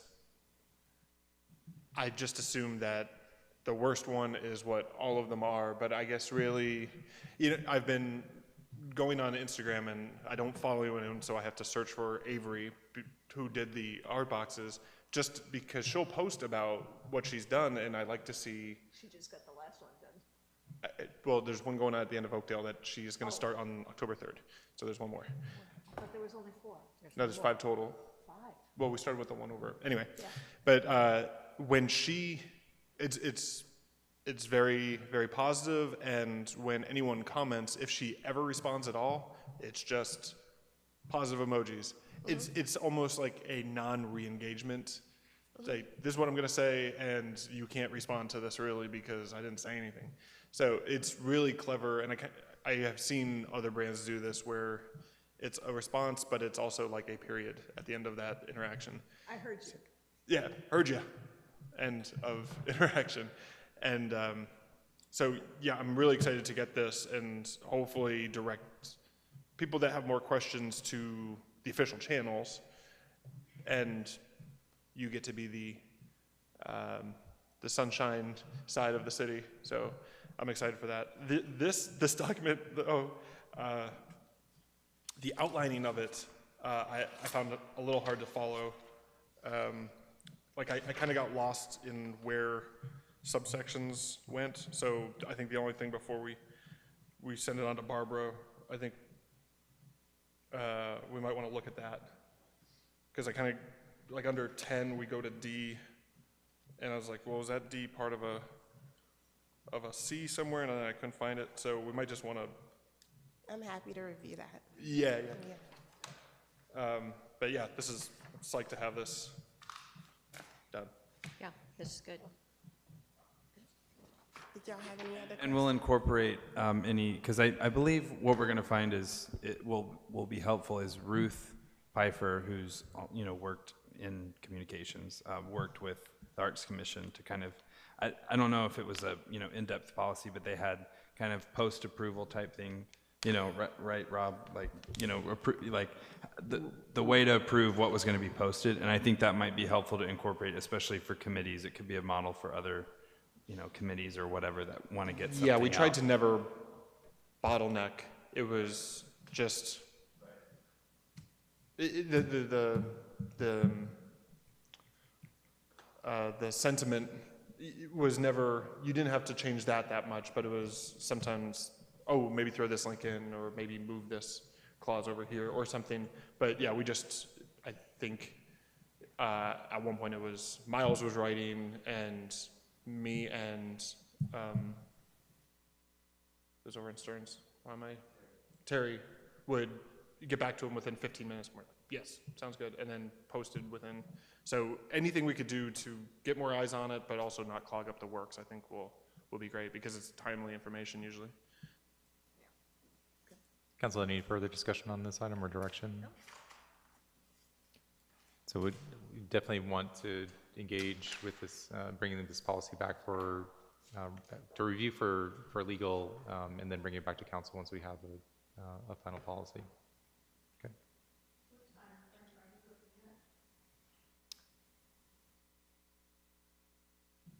I would say that The we 18th of October? No, can we. That's. Tomorrow? I mean. You're welcome. The reason I'm Barbara, the reason I'm hesitating is it gets to this point of, like, if we defer too long, it becomes the next council review, right? I would like to have this council review it and adopt it before the election, before we see the new council. Yeah. Thank you. All right, council, we've run out of agenda items. Oh, Lord. All right.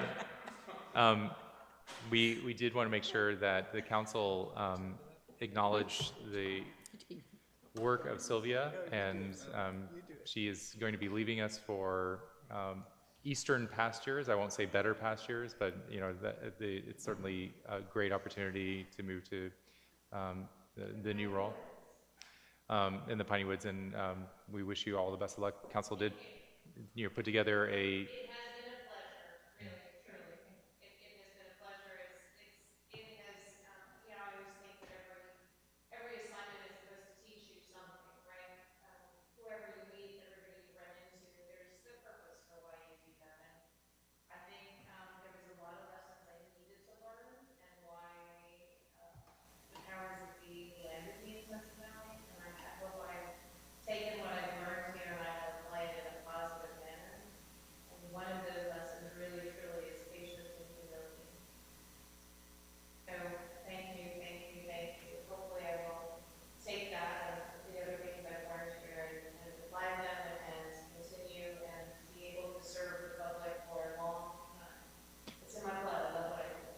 Well, thank you for your service to the city, and best wishes to you and your future endeavor. So, thank you, and I just want to thank you so much for your work. And council did put together a parting token and card for you, so I'll give it to you. And but thank you all, council. Thank you for a good night. We are adjourned at 9:42 p.m.